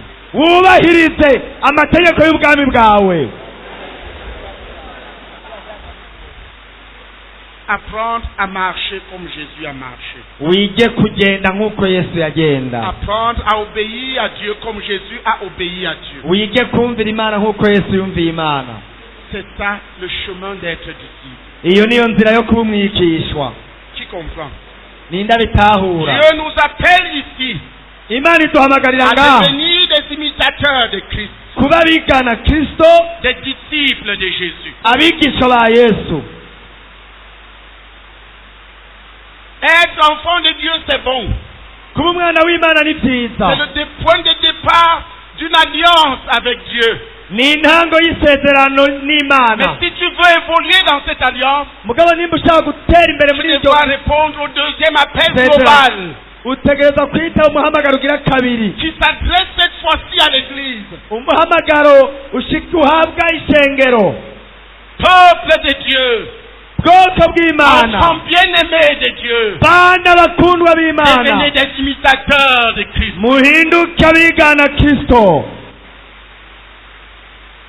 Je ne me contente pas de prier. Je ne me contente pas de prier. Je veux apprendre à prier comme Jésus. Qui comprend ce que je suis en train de dire? Qui comprend ça? Je ne me contente pas de jeûner. Je veux apprendre à jeûner comme Jésus. C'est à cela que je suis appelé. Je ne me contente pas à prêcher. Je voudrais prêcher comme Jésus. Je ne me contente pas à donner les dîmes et les offrandes. Je veux être comme Jésus. Des riches que je devais être, me faire moi-même pauvre pour que la bonne nouvelle atteigne les pauvres. Je deviens riche dans la foi. Alléluia! Amen! Qui comprend ça? Voilà ce que je cherche. Je ne suis pas un fainéant qui est pauvre parce qu'il n'a pas travaillé. Je travaille très dur. Pas pour amasser de l'argent, mais pour rendre des pauvres riches dans la foi.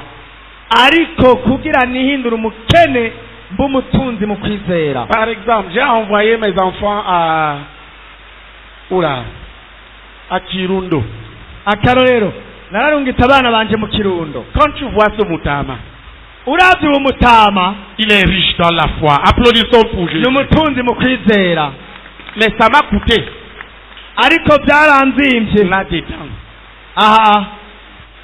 Là-dedans. Je pouvais être comme les gros pasteurs Batama.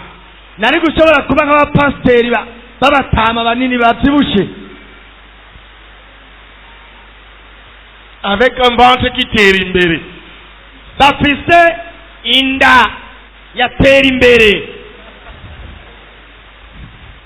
Et avec un gros véhicule, un deuxième gros véhicule, un troisième, je pouvais l'être.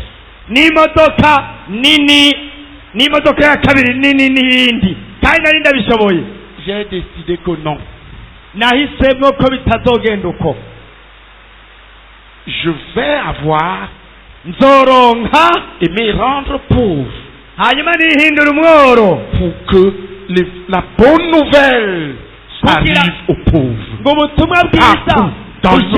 Autant que possible dans ce monde. Je suis un disciple de Jésus. Applaudissons pour Jésus. Voilà les réalités.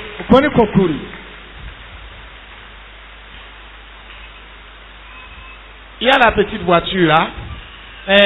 hariho akamodoka gatoyi hajya On roule avec brum brum brum brum. turakagendamo brum brum brum brum brum. Alléluia. Amen.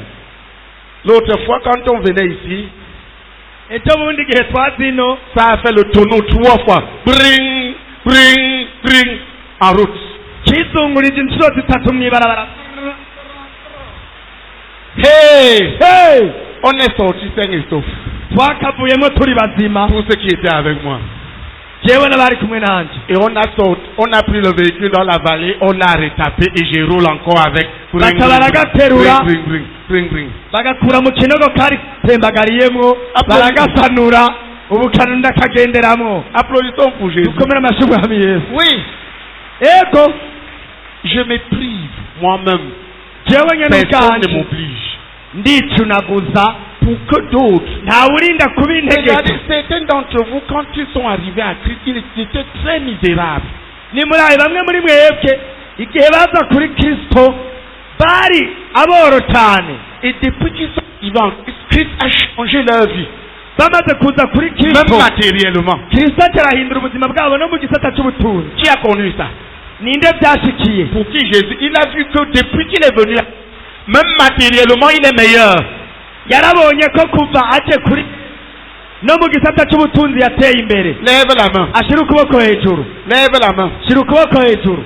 Voilà les pauvres qui sont devenus riches. aba Applaudissons pour Jésus. n'aboro bahinduka abatunzi Même matériellement. no mu gisata cy'ubutunzi. Parce que l'évangile de Jésus, kuko ubutumwa bwiza bwa c'est la Yesu bonne nouvelle ni inkuru nziza pour les pauvres. ku boro.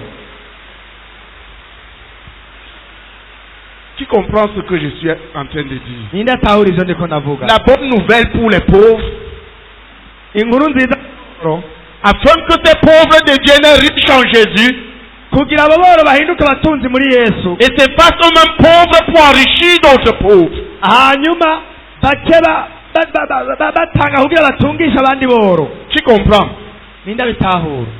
Ce n'est pas amassé. ntabwo ari ukwirundaniriza. Jésus n'a rien amassé. Yesu nta na kimwe yirundanirije. Alléluia. Amen.